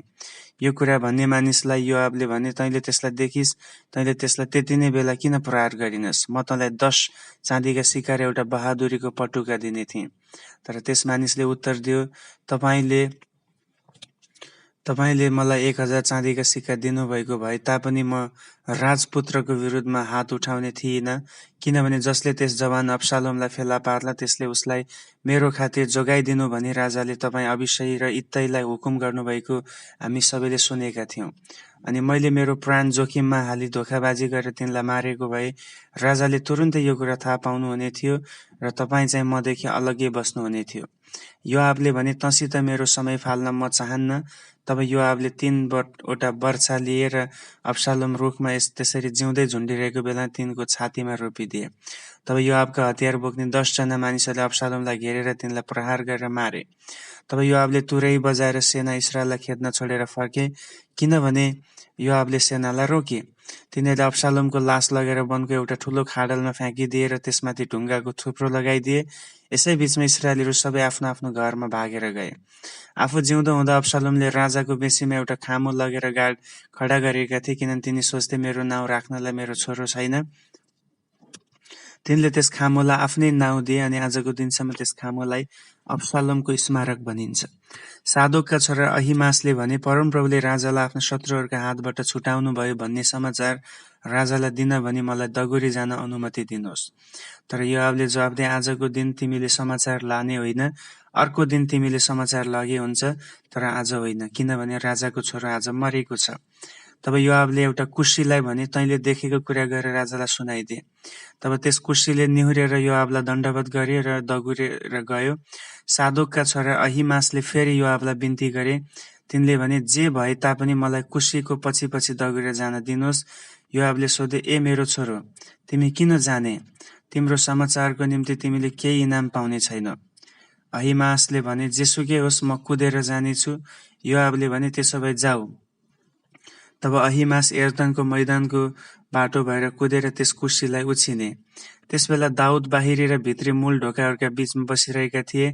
अनि जब पहरेदारले पर्खालको मूल ढोकाको छानुमा गएर हेर्न लाग्यो, तब त्यसले एकजना मानिसलाई एक्लै दगुर्दै आइरहेको देख्यो। त्यस पहरादारले कराएर राजालाई यो कुरा बताइदियो। राजाले भने त्यो एक्लै छ भने त्यसले केही राम्रो समाचार ल्याएको होला। त्यो मानिस झन् नजिक आइपुग्यो। तब त्यस पहरादारले अर्को एकजना मानिसलाई पनि कुद्दै आइरहेको देख्यो। त्यसले तल बसेको ढोकैले भन्यो, हेर त अर्को एकजना मानिस पनि एक्लै कुद्दै आउँदैछ। राजाले भने त्यसले पनि राम्रो समाचार ल्याउँदै होला। त्यस पहरेदारले भन्यो, त्यो अघिल्लोको दौड त सादोकका छोरा अहिमासको जस्तै छ। राजाले भने तिनी एक असल मानिस हुन् र शुभ समाचार लिएर आउँदैछन्। तब अहिमासले कराएर राजालाई भने, सब ठिक छ। राजाको सामुन्ने घोप्टो परेर तिनले भने, परमप्रभु हजुरका परमेश्वरको प्रशंसा होस्, जसले हजुरको विरुद्धमा उठ्ने मानिसहरूलाई हजुरको हातमा सुम्पिदिनु भएको छ। राजाले सोधे, के जवान अब्शालोम कुशलै छ? अहिमासले जवाफ दिए, हजुरका दास योआबले म तपाईँको दासलाई पठाउनु भएको हो। मैले त ठुलो खैलाबैला भएको देखेँ, तर के भएको थियो मलाई थाहा भएन। राजाले तिनलाई एकतिर उभिने आज्ञा गरे। तिनी एकातिर गएर उभिदिए। तब त्यस कुशीले आएर भने, हजुर समाचार असल छ। हजुरको विरुद्धमा उठ्ने सबैबाट परमप्रभुले आज तपाईँलाई उद्धार गर्नुभएको छ। राजाले त्यस कुशीलाई सोधे, के त्यो जवान मानिस अब्शालोम कुशलै छ? कुशीले जवाफ दियो, राजाका सबै शत्रुहरू र सबै बागीहरू जसले हजुरको हानि गर्न खोज्छन् उनीहरूको दशा पनि त्यही जवान मानिसको जस्तै होस्। तब राजा शोकाकुल भएर मूल ढोकामाथिको कोठामा गएर रोए। अनि माथि हिँड्दै जाँदा तिनी यसो भन्दै रोए, हाय मेरो छोरो अब्शालोम, मेरो छोरो अब्शालोम, तेरो सट्टामा मै मरेको भए त हुने थियो। हाय अब्शालोम, मेरो छोरो। आमेन। दोस्रो शमूएलको पुस्तक अध्याय 19। अब्शालोमको निम्ति राजा रुँदै र बिलाप गर्दै हुनुहुन्छ भनी योआबले सुने। अनि त्यस दिनको विजय जम्मै सेनाको निम्ति शोकमा परिणत भयो, किनभने तिनीहरूले सुने कि राजा आफ्नो छोराको निम्ति शोकित हुनुभएको छ। लडाईँबाट भाग्दा आफ्ना अनुहार देखाउन लाज मानेका मानिसहरू झैँ तिनीहरू चुपचाप सहरभित्र पसे। राजाले आफ्नो अनुहार ढाकेर ठुलो स्वरले रुँदै भने, मेरो छोरो अब्शालोम, हे अब्शालोम, मेरो छोरो। तब राजाको घरभित्र आएर योआबले तिनलाई भने, हजुरका छोराहरू, छोरीहरू, पत्नीहरू, उपपत्नीहरूलाई बचाउने हजुरका सबै मानिसहरूलाई हजुरले आजको दिन लज्जित तुल्याउनु भयो। हजुरलाई घृणा गर्नेहरूलाई हजुर प्रेम गर्नुहुन्छ अनि हजुरलाई प्रेम गर्नेहरूलाई घृणा गर्नुहुन्छ। हजुरले हामी सेनापतिहरू र हाम्रा मानिसहरूलाई हजुरको दृष्टिमा केही होइनौँ भनी देखाउनु भयो। यो स्पष्ट देखियो कि आज अब्शालोम बाँचेर हामी सबै मरेका भए हजुर खुसी हुने थियो। अब झट्टै गएर आफ्ना मानिसहरूलाई उत्साह दिनुहोस्। यदि हजुरले इन्कार गर्नुभयो भने परमप्रभु शपथ खाएर म भन्दछु कि आज राति कुनै एउटा मानिस पनि हजुरसँग हुने छैन। हजुरले आफ्नो जवान अवस्थादेखि भोग्नुभएका सबै सङ्कष्टभन्दा पनि यो सङ्कष्ट सबैभन्दा खराब हुनेछ। तब राजा उठेर मूल ढोकामा बस्यो। अनि जब राजा मूल ढोकामा बसिरहनु भएको छ भनी मानिसहरूलाई सुनाइयो, तब तिनीहरू सबै राजाको सामुन्ने देखा परे। त्यस बेलासम्म इस्राएलीहरू चाहिँ आफ्नो आफ्नो घरमा भागिसकेका थिए। इस्राएलका सबै कुल आपसमा कुरा गर्दै यसो भन्दै थिए, राजाले हामीलाई हाम्रा शत्रुहरूदेखि बचाउनु भयो र पलिश्तीहरूको शक्तिबाट छुटाउनु भयो। अनि अब अब्शालोमको कारणले गर्दा राजा देशबाट भागेर जानुभएको छ। तर हामीले राजा अभिषेक गरेका अब्शालोम लडाईँमा मारिएका छन्। यसकारण अब राजालाई फर्काएर ल्याउने युक्ति हामीले किन नगर्ने? तब दाउद राजाले सादोक र अबियाथार पुजारीहरूलाई यसो भनी पठाए, यहुदाका धर्मगुरुहरूलाई सोध, राजालाई तिनका महलमा ल्याउनलाई किन तिमीहरू सबैभन्दा पछि हुने? किनभने जुन कुरा सारा इस्राएलमा गरिँदैछ त्यो कुरा राजाको घरमा पुगिसकेको छ। तिमीहरू मेरा दाजुभाइ हौ, मेरै हाड र मासु, राजालाई ल्याउनलाई तिमीहरू किन सबैभन्दा पछिल्ला हुने? अनि अमासालाई भन, तिमी त मेरै हाड र मासु होइनौ र? यदि तिमी योआबको सट्टामा तिम्रो जीवनभरि नै मेरो सेनापति बनेनौ भने परमेश्वरले म प्रति कठोर व्यवहार गरून्। दाउदको यो समाचारले यहुदाका सबै मानिसहरूको मन एउटै मान्छेको मन जस्तै गरी जित्यो। अनि तिनीहरूले राजालाई आफ्ना सबै मानिसहरूका साथ फर्कनुहोस् भनी आग्रह गरी पठाए। यसैले राजा फर्केर एर्दनमा आए। मानिसहरू अब राजालाई भेट्न र नदी पारी लैजानलाई यहुदाका गिलगालमा आएका थिए। बहुरिमका बेन्यामिनी गेराका छोरा शिमी दाउद राजालाई भेट्नलाई हतार गरी यहुदाका मानिसहरू सँगसँगै गए। उनीसँग शाउलको घरानाका भण्डारे सिबा पनि, आफ्ना 15 भाइ छोरा र 20 जना चाकर समेत र 1000 बेन्यामिनीहरू लिएर गए। तिनीहरू यर्दन नदीमा कुदेर गए जहाँ राजा थिए। जङ्गारमा पार गरेर तिनीहरूले राजाका घरानालाई तार्न लागे। र तिनको हुकुम अनुसार गर्ने उत्साह देखाए। गेराका छोरा शिमी यर्दन पार गरेपछि राजाको सामुन्ने घोप्टो परे र राजालाई भने, हजुरले मलाई दोषी ठहराउनु भयो होला। हजुरले यरुशलेम छोड्नुहुँदा हजुरको दासले कस्तो निर्लज्ज व्यवहार गरेको थियो, ती सबै हजुरले नसम्झनु होला भन्ने मेरो बिन्ती छ। त्यो कुरा राजाले मनमै नराख्नु होला, किनभने मैले खराब काम गरेँ भने म स्वीकार गर्दछु। तर आज हजुरलाई यहाँ भेट्न योसेफको सारा घरानाको प्रथम मानिस म नै हुँ। तब सरुयाका छोरा अभिषयले भने, परमप्रभुका अभिषिक्त राजालाई सरापेको हुनाले सिमी मारिनु पर्दैन र? दाउदले जवाफ दिए, हे सरुयाका छोराहरू हो, तिमीहरूलाई मसँग के सरोकार? तिमीहरू आज मेरा विरोधीहरू बनेका छौ। आजको दिन इस्रायलमा किन कुनै मानिस मारिने? आज म इस्रायलमा राजा भएँ भन्ने कुरा मलाई थाहा छैन र? तब राजाले सिमीलाई भने, त मारिने छैनस्। अनि राजाले शपथ खाएर यो कुरालाई पक्का गरे। शाउलका नाति मपिबोसेत पनि राजालाई भेट्न तल झरे। राजा बाहिर गएको दिनदेखि विजय साथ नफर्केको दिनसम्म उनले न त आफ्ना खुट्टाका नङ न दारी नै काटेका थिए, न आफ्ना लुगाहरू धोएका थिए। जब उनी यरुशलेमबाट राजालाई भेट्न आए तब दाउदले उनलाई भने, मपिबोसेत, तिमी किन मसित आएनौ? उनले जवाफ दिए, हजुर, मेरो नोकर सिबाले मलाई धोका दियो। म त गधामा जिन लगाम कसेर राजाको साथमा जानलाई इच्छा गरेको थिएँ, किनभने म लङ्गडा छु। त्यसले हजुर राजाको सामु मेरो विरुद्धमा कुरा लगाएको छ। हजुर त परमेश्वरका दूत जस्तै हुनुहुन्छ। हजुरलाई जे ठिक लाग्छ सो गर्नुहोस्। मेरा बाजेका सबै घराना सबका सब हजुरको हातबाट मारिने योग्यका थिए, तर हजुरको दास मलाई हजुरले हजुरसँगै खान दिनुभयो। यसभन्दा बढी निगाह मैले अरू के आशा गर्नु र? राजाले जवाब दिए, बस भयो, मैले यो निश्चय गरिसकेको छु, तिमी र सिबाले जग्गा जमिन बाँडेर लानु। मपिबोसेतले भने, त्यसले नै सबै लैजाओस्, किनभने हजुर कुशलसित घर आइपुग्नुभयो। गिलादी बर्जिल्लै पनि रोगलिमबाट तल झरेर राजालाई यर्दन पारी पुर्याउनलाई राजा कहाँ यर्दनमा आए। बर्जिल्लै चाहिँ 80 वर्षका साह्रै वृद्ध मानिस थिए। राजा महनोममा बस्दा तिनले नै राजालाई खानेकुरा जुटाइदिएका थिए, किनभने तिनी खुबै धनाढ्य मानिस थिए। राजाले बर्जिल्लैलाई भने, मसँग पार तरेर जाउँ, म तिम्रो निम्ति यरुशलेममा मेरो घरानासँग तिम्रो बस्ने खाने प्रबन्ध गरिदिनेछु। बर्जिल्लैले राजालाई उत्तर दिए, हजुरको दास हजुरसँग यरुशलेममा जानलाई साह्रै वृद्ध भएको छ। म 80 वर्ष पुगिसकेँ। असल र खराबको ज्ञान अब मलाई छैन। मैले खाएको पिएको कुराको मलाई स्वाद हुँदैन। पुरुष र स्त्रीले गाएको स्वर म सुन्न सक्दिनँ। यसकारण म अझै हजुरको साथमा भार किन हुने?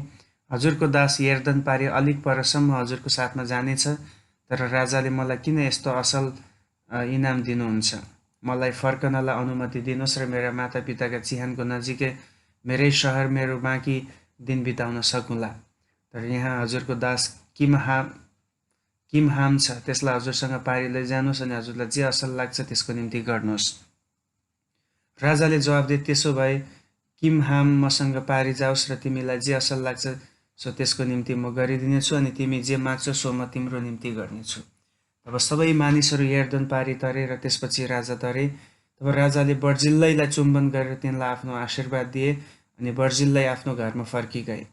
राजा पारी तरेर गिलगालमा आए अनि किमहाम तिनीसँग थिए। यहुदाका सबै मानिसहरू इस्रायलका आधा मानिसहरूले राजालाई यर्दन पारी पुर्याए। त्यसपछि इस्रायलका सबै मानिसहरू एकसाथ जम्मा भएर राजा कहाँ आए र यसो भने, किन हाम्रा दाजुभाइ यहुदाका मानिसहरूले हजुरलाई लगे? अनि राजा र तिनका घराना र तिनका सबै मानिसहरूलाई लगेर यर्दन पारी ल्याए।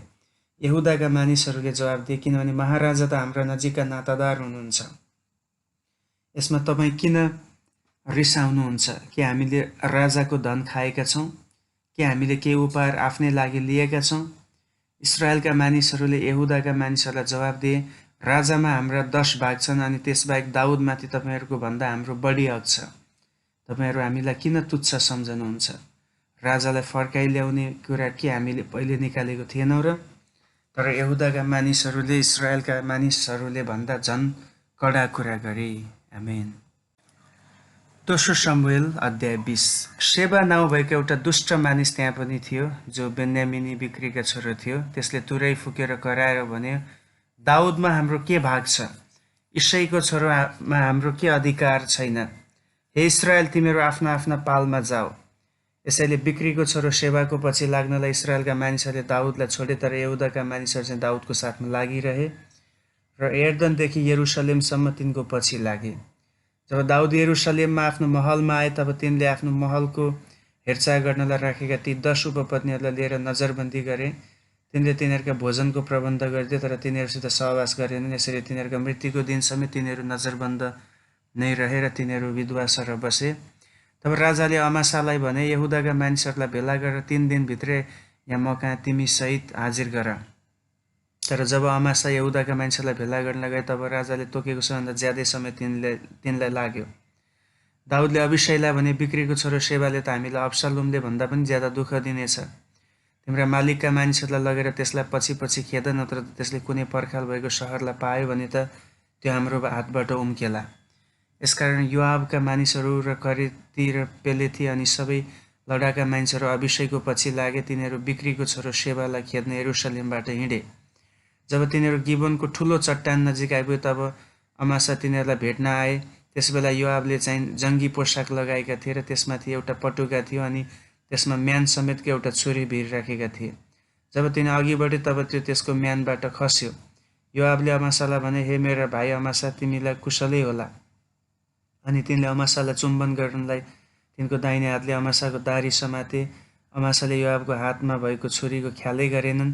अनि योआबले तिनको भुँडीमा त्यो रोपिदिए र तिनको आन्द्रा भुँडी भुइँमा झर्यो। तिनले दोस्रोपल्ट हिर्काउनै परेन, किनभने अमासा मरिहाले। तब योआब र तिनका भाइ अभिषै बिक्रीको छोरो सेबालाई खेद्दै गए। योआबका मानिसहरूमध्येको एकजनाले अमासाका लासको छेउमा उभिएर कराई भन्यो, योआब र दाउदतर्फ हुनेहरू सबैले योआबलाई पछ्याउन्। अमासाको लास रगतमा लटपटिएर मूल बाटोको बिचमा पडिरहेको थियो। अनि त्यस मानिसले सबै फौज त्यहाँ अडिएका देख्यो। जब त्यसले देख्यो कि अमासा भएको ठाउँमा आउने जति त्यहाँ अडिन्थे, तब त्यसले अमासाको लासलाई बाटोदेखि परतिर खेतमा घिस्याउँदै लगेर त्यहाँ फ्याँकिदियो र त्यसलाई एउटा लुगाले ढाकिदियो। लासलाई मूल बाटोदेखि घिस्याएर लगेपछि सबै मानिसहरू बिक्रीको छोरो सेबालाई खेद्न योआबको पछि लागे।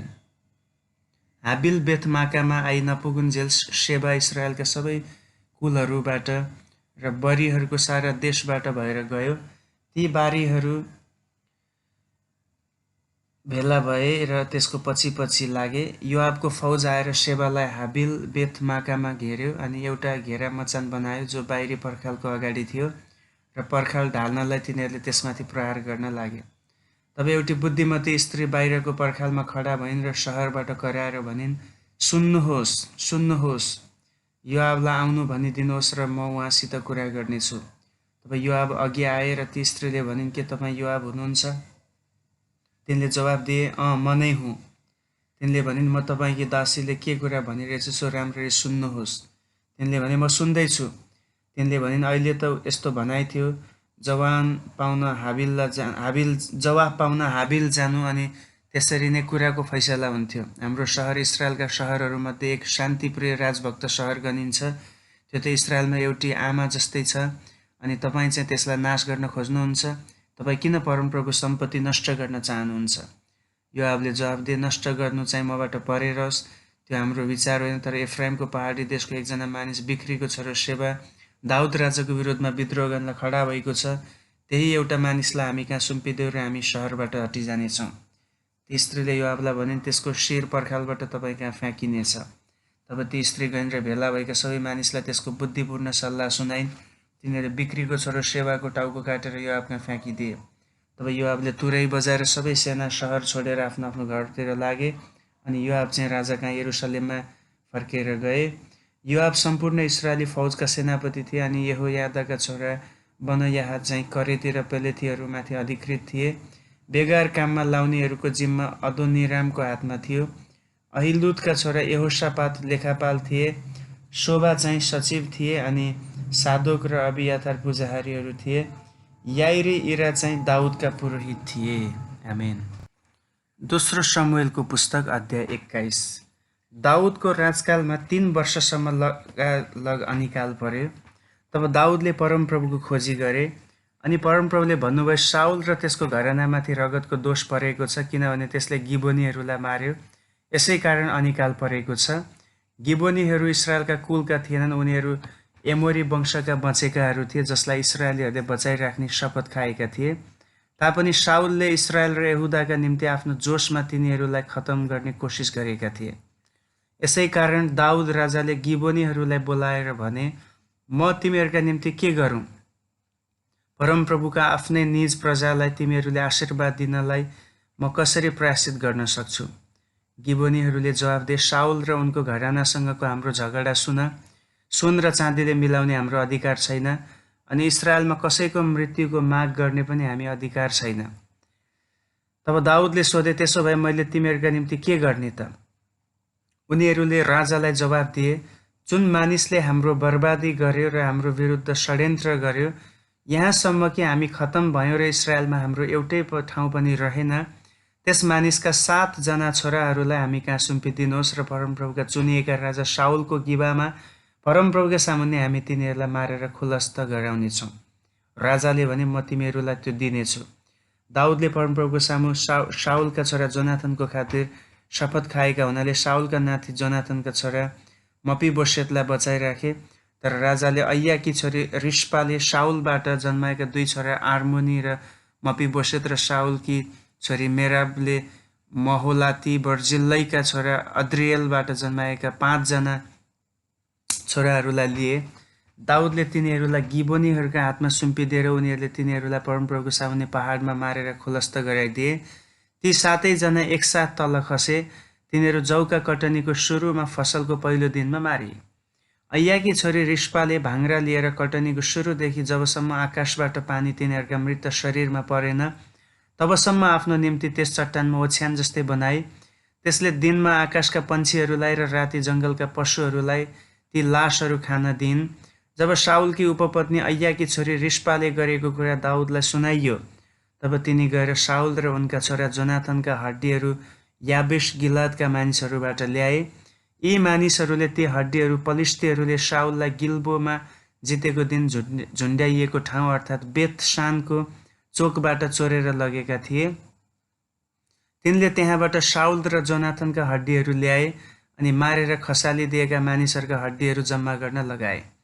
तिनीहरूले शाउल र उनका छोरा जोनाथनका हड्डीहरू बेन्यामिनको देशमा सला भन्ने ठाउँमा शाउलका पिता किसको चिहानमा गाडे।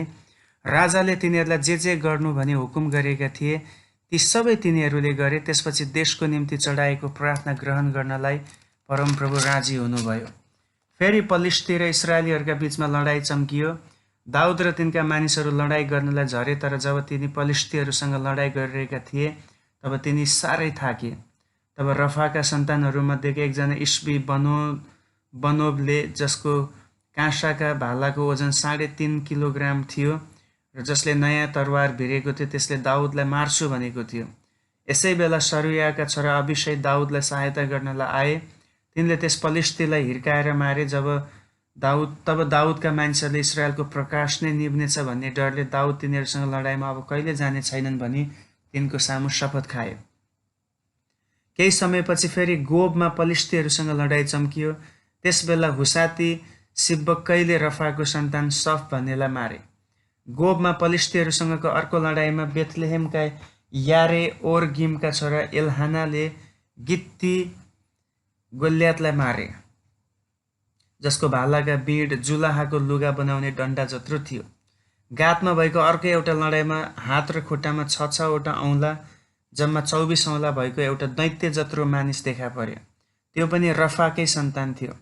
जब त्यसले इस्रायललाई धम्की दियो तब दाउदका दाजु शिमाहाका छोरा जोनाथनले त्यसलाई मारे। गातमा बस्ने यी 4 जना मानिसहरू रफाका सन्तान थिए र यी सबै दाउद र तिनका मानिसहरूका हातबाट मारिए। दोस्रो शमूएल अध्याय 22। जुन दिन परमप्रभुले दाउदलाई तिनका सबै शत्रुहरू र शाउलको हातबाट छुटाउनु भयो, त्यस दिन तिनले गाएको भजनका शब्दहरू यिनै हुन्। परमप्रभु मेरो चट्टान, मेरो किल्ला र मेरा उद्धारक हुनुहुन्छ। मेरा परमेश्वर मेरा चट्टान हुनुहुन्छ जसमा म शरण लिन्छु। उहाँ मेरो ढाल, मेरा शक्तिशाली उद्धारक, मेरो गढ, मेरो शरणस्थान र मेरा उद्धारकर्ता हुनुहुन्छ। तपाईँ मलाई हिंसात्मक मान्छेबाट बचाउनुहुन्छ। म परमप्रभुलाई पुकार्छु जो प्रशंसाको योग्य हुनुहुन्छ, अनि म मेरा शत्रुहरूबाट बचाइनेछु। मृत्युका छालहरूले मलाई घेरे, विनाशको बाढेले मलाई व्याकुल बनायो। पातालका डोरीहरूले मलाई बेरे, मृत्युको पासोले मेरो सामना गर्यो। मेरो आपतमा मैले परमप्रभुलाई पुकार गरेँ, मैले मेरा परमेश्वरलाई हपारेँ। आफ्नो मन्दिरबाट उहाँले मेरो स्वर सुन्नुभयो र मेरो पुकार उहाँका कानमा पुग्यो। पृथ्वीमा कम्पन भयो अनि भूकम्प गयो, आकाशका जगहरू हल्लिए, तिनीहरू थरथर कामे, किनभने उहाँ रिसाउनु भएको थियो। उहाँको नाकबाट धुवाँ निस्क्यो र भस्मकारी अग्नि उहाँको मुखबाट निस्क्यो। जलिरहेको आगोको भुङ्ग्रो त्यसभित्र दन्क्यो। स्वर्गलाई फारेर उहाँ तल ओर्लनुभयो, अँध्यारो बादल उहाँका गोडामुनि थियो। उहाँ करुबहरूमाथि सवार भएर उड्नुभयो र बतासका पखेटामा सवार भई माथि उड्नुभयो। अन्धकारलाई उहाँले आफ्नो ओढ्ने तुल्याउनुभयो। पानीले काला भइसकेका बाक्ला बादललाई उहाँले आफ्नो मण्डप तुल्याउनुभयो। उहाँको उपस्थितिको उज्जवलताबाट बिजुली निस्किगए, असिना र आगोको भुङ्ग्रो। परमप्रभु स्वर्गबाट गर्जनुभयो र सर्वोच्चको स्वर गुन्जयमान भयो। उहाँले आफ्ना काँडहरू हान्नुभयो र शत्रुहरूलाई तितर बितर पारिदिनुभयो, अनि चट्याङद्वारा तिनीहरू अस्तव्यस्त भए। परमप्रभुको हप्कीमा उहाँको नाकबाट निस्केको श्वासको विस्फोटले समुद्रका तहहरू देखा परे र पृथ्वीका जगहरू प्रकट भए। उहाँले माथिबाट आफ्नो बाहुली पसारेर मलाई समात्नुभयो। उहाँले गहिरो सागरबाट मलाई तानेर निकाल्नुभयो। उहाँले मलाई मेरा शक्तिशाली शत्रुबाट छुटाउनुभयो, मेरा शत्रुहरूबाट जो मभन्दा अत्यन्तै शक्तिशाली थिए। मेरो विपत्तिको दिनमा तिनीहरू ममाथि आइलागे, तर परमप्रभु मेरा सहारा हुनुभयो। उहाँले मलाई फराकिलो ठाउँमा ल्याउनुभयो। उहाँले मलाई उद्धार गरिदिनुभयो, किनकि उहाँ मसँग प्रसन्न हुनुभएको थियो। मेरो धार्मिकता अनुसार परमप्रभुले मसँग व्यवहार गर्नुभयो। मेरो हातका शुद्धताको अनुरूप उहाँले मलाई प्रतिफल दिनुभयो। किनकि म परमप्रभुको मार्गमा चलेको छु, मेरा परमेश्वरबाट तर्केर मैले दुष्टता गरेको छैन। उहाँका सारा नियमहरू मेरै सामुन्ने छन् र उहाँका कानुनहरू मैले त्यागेको छैन। उहाँको दृष्टिमा म निर्दोष थिएँ र दोषबाट मैले आफैलाई अलग राखेँ। परमप्रभुले मेरो धार्मिकता अनुसार र उहाँको दृष्टिमा मेरो शुद्धताको अनुरूप मलाई प्रतिफल दिनुभएको छ। वफादारप्रति तपाईँ वफादार हुनुहुन्छ, निर्दोषसँग तपाईँ आफूलाई निर्दोष प्रकट गर्नुहुन्छ, शुद्धसँग तपाईँ आफै शुद्ध देखा पर्नुहुन्छ, तर बाङ्गोसँग तपाईँ आफैलाई चतुर प्रकट गर्नुहुन्छ। दिनहीन मानिसहरूलाई तपाईँ छुटाउनुहुन्छ र अहङ्कारीहरूलाई भुकाउनका निम्ति तपाईँको झुकाउनका निम्ति तपाईँको नजर तिनीहरूमाथि पर्छ। हे परमप्रभु, तपाईँ मेरो दियो हुनुहुन्छ। परमप्रभुले मेरो अन्धकारलाई उज्यालोमा परिणत गर्नुहुन्छ। तपाईँको सहायताले म फौजमाथि आक्रमण गर्न सक्छु र मेरा परमेश्वरको सहायताले म पर्खाल नाग्न सक्छु। परमेश्वरको विषयमा भन्ने हो भने उहाँको मार्ग सिद्ध छ, परमप्रभुको वचन सच्चा छ। उहाँमा शरण लिनेहरू सबैका निम्ति उहाँ ढाल हुनुहुन्छ, किनकि परमप्रभु बाहेक अरू को परमेश्वर छ र? हाम्रा परमेश्वर बाहेक अरू चट्टान को छ र? उनै परमेश्वर जसले मलाई शक्तिशाली तुल्याउनुहुन्छ र मेरो मार्गलाई सिद्ध तुल्याउनुहुन्छ। उहाँले मेरा खुट्टाहरू मृगका खुट्टा जस्तै तुल्याउनुहुन्छ र उच्च स्थानमा खडा हुन मलाई सक्षम बनाउनुहुन्छ। उहाँले मेरा हातहरूलाई युद्धको निम्ति तालिम दिनुहुन्छ, यसैले मेरा पाखुराले काँसाको धनु झुकाउन सक्छन्। तपाईँले मलाई आफ्नो विजयको ढाल दिनुभएको छ, स्वयं तपाईँ मलाई महान बनाउन झुक्नुहुन्छ। मेरा पाइलाहरूका निम्ति तपाईँ फराकिलो बाटो बनाउनुहुन्छ र मेरा गोडा चिप्लने छैनन्। मेरा शत्रुहरूलाई खेदेर मैले नाश गरेँ, तिनीहरू संहार नहुन्जेल म फर्किनँ। मैले तिनीहरूलाई खतम पारेँ, तिनीहरू फेरि उठ्न सकेनन्। तिनीहरू मेरो पाउमुनि लोटे। तपाईँले मलाई लडाइँको निम्ति शक्तिशाली तुल्याउनुभयो। मेरा शत्रुहरूलाई तपाईँले मेरा खुट्टामा झुकाउनुभयो। तपाईँले मेरा शत्रुहरूलाई पिठ्यौँ फर्काएर भाग्न विवश पार्नुभयो र मेरा बैरीहरूलाई मैले संहार पारेँ। मद्दतको निम्ति तिनीहरूले पुकारे, तर तिनीहरूलाई बचाउने कोही थिएन। तिनीहरूले परमप्रभुलाई पनि पुकारे, तर उहाँले तिनीहरूलाई जवाफ दिनु भएन। भुइँको धुलो जस्तै मैले तिनीहरूलाई धुलो पिठो पारेँ, गल्लीको हिलो चाहिँ मैले तिनीहरूलाई कुल्चेँ। मेरा मानिसहरूको आक्रमणबाट तपाईँले मलाई छुट्याउनु भएको छ। तपाईँले मलाई जाति जातिहरूका नेता हुनलाई जोगाउनु भएको छ। अपरिचित मानिसहरू मेरो अधीनमा छन्, विदेशीहरू लड्केर म कहाँ आउँछन्। मेरो आदेश सुन्ने बित्तिकै तिनीहरूले सो पालन गर्छन्। विदेशीहरू डरले शिथिल हुन्छन्, तिनीहरू आफ्ना किल्लाहरूबाट डरले कामदै निस्कन्छन्। परमप्रभु जीवित हुनुहुन्छ, मेरो चट्टानको स्तुति प्रशंसा होस्। परमेश्वर मेरा चट्टान, मेरा उद्धारक उच्च हुन्। उहाँ परमेश्वर हुनुहुन्छ जसले मेरो बदला लिनुहुन्छ। उहाँले नै मानिसहरूलाई मेरो अधीनमा पार्नुहुन्छ। उहाँले मलाई मेरा शत्रुहरूबाट छुटाउनुहुन्छ। मेरा शत्रुहरूमाथि तपाईँले मलाई उच्च पार्नुभयो। हिंसक मानिसहरूबाट तपाईँले मलाई छुटाउनुभयो। यसै कारण हे परमप्रभु, जातिहरूका बीचमा म तपाईँको प्रशंसा गर्नेछु र तपाईँका नाउँको स्तुति गाउनेछु। उहाँले आफ्ना राजाहरूलाई महान विजय दिनुहुन्छ र उहाँका अभिषिक्त राजा दाउद र तिनका वंशमाथि उहाँले सदा सर्वदा आफ्नो अचूक करुणा देखाउनुहुन्छ। आमेन। दोस्रो सामुएल अध्याय 23। दाउदका आखिरी वचन यिनै हुन्। इशैका छोरा दाउदको बाणी यही हो। ती मानिसको बाणी जसलाई परमेश्वरले उच्च पार्नुभयो, याकुबका परमेश्वरद्वारा अभिषिक्त राजा र इस्राएलका भजनहरू गाउनेको बाणी। परमप्रभुका आत्मा मद्वारा बोल्नुभयो र उहाँको वचन मेरो मुखमा थियो। इस्राएलका परमेश्वर बोल्नुभयो। इस्राएलका चट्टानले मलाई भन्नुभयो, जसले न्यायसित मानिसहरूलाई शासन गर्छ, जसले परमेश्वरको भय राखिकन शासन गर्छ, त्यो सूर्योदय हुँदा बादल रहितका बिहानको ज्योति जस्तै छ। त्यो चाहिँ पानी परेपछि जमिनबाट घाँस उमार्ने उज्यालो जस्तै छ। के मेरो घराना परमेश्वरसँग ठिक छैन र? के उहाँले मसँग सबै भागमा सुरक्षित र व्यवस्थित भएको एउटा अनन्त करार बाँध्नुभएको छैन र? के उहाँले मेरो उद्धारलाई फलवन्त बनाउनु हुने छैन र? अनि मेरो प्रत्येक इच्छा पुरा गर्नुहुने छैन र? तर दुष्ट मानिसहरू सबैलाई काँडा जस्तै गरी कतै फालिनुपर्छ, जसलाई हातले जम्मा पनि गरिँदैन। फलाम वा काठको हतियारले बाहेक काँडालाई कसैले छुँदैन। काँडाहरू जहाँ थुपारिन्छन् त्यहीँ जलाइन्छ। दाउदका वीर मानिसहरूका नाउँ यिनै हुन्। पहिलो तहक मोनीबाटका योशब बशेबेत थिए। तिनी 3 जना वीरमध्येका मुख्य। तिनले 800 जनामाथि भाला चलाएर एकै पटकमा उनीहरू सबैलाई मारे। ती 3 जना वीरमध्ये दोस्रो चाहिँ अहोही दोदैका छोरा एलाजार थिए। तिनी दाउदसित पास दम्मीममा थिए, जहाँ पलिश्तीहरू युद्धको निम्ति जम्मा भएका थिए। जब इस्राएलीहरू पछि हटे, तब तिनी एक्लै रणभूमिमा खडा भए। नथाकुन्जेल तिनले पलिश्तीहरूलाई तरवारले प्रहार गरि नै रहे, यहाँसम्म कि तिनको हातमा तरवार टाँसिएको थियो। यसरी परमप्रभुले त्यस दिन ठुलो विजय दिनुभयो। त्यसपछि इस्राएलका मानिसहरू मारिएकाहरूलाई लुट्न मात्र एलाजार कहाँ फर्केर आए। तिनी पछि हरारी आगीका छोरा सम्मा थिए। पलिश्तीहरू लहरमा भेला भएका थिए, जहाँ दालको खुबै राम्रो एउटा खेत थियो। अनि जब पलिश्तीहरूले इस्राएलीहरूलाई खेदेर धपाए, तब सम्मा त्यस खेतमा अडिएर बसेर त्यस खेतको रक्षा गरे अनि ती पलिश्तीहरूलाई परास्त गरे। यसरी परमप्रभुले फेरि ठुलो विजय दिनुभयो। कटनीको सुरुतिर 30 जना मुख्य मानिसहरूमध्येका ती 3 जना वीरहरू अदुल्लामको ओडारमा दाउद कहाँ आए। पलिश्तीहरूको एक दल चाहिँ रपाईहरूको बेसीमा छाउनी हालेर बसेका थिए।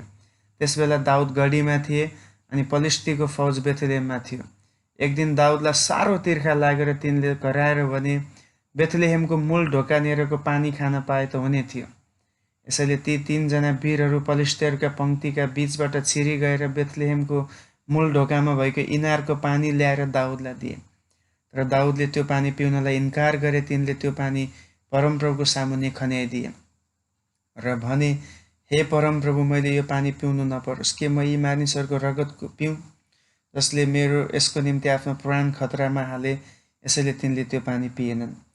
ती 3 जनाका वीरताको काम यस्तै थियो। सरुयाका छोरा योआबका भाइ अभिषय ती 3 जनामाथिका प्रमुख थिए। तिनले 300 जनाका विरुद्धमा आफ्नो भाला चलाएर उनीहरूलाई मारे। यसैले ती 3 जना जस्तै तिनी प्रसिद्ध भए।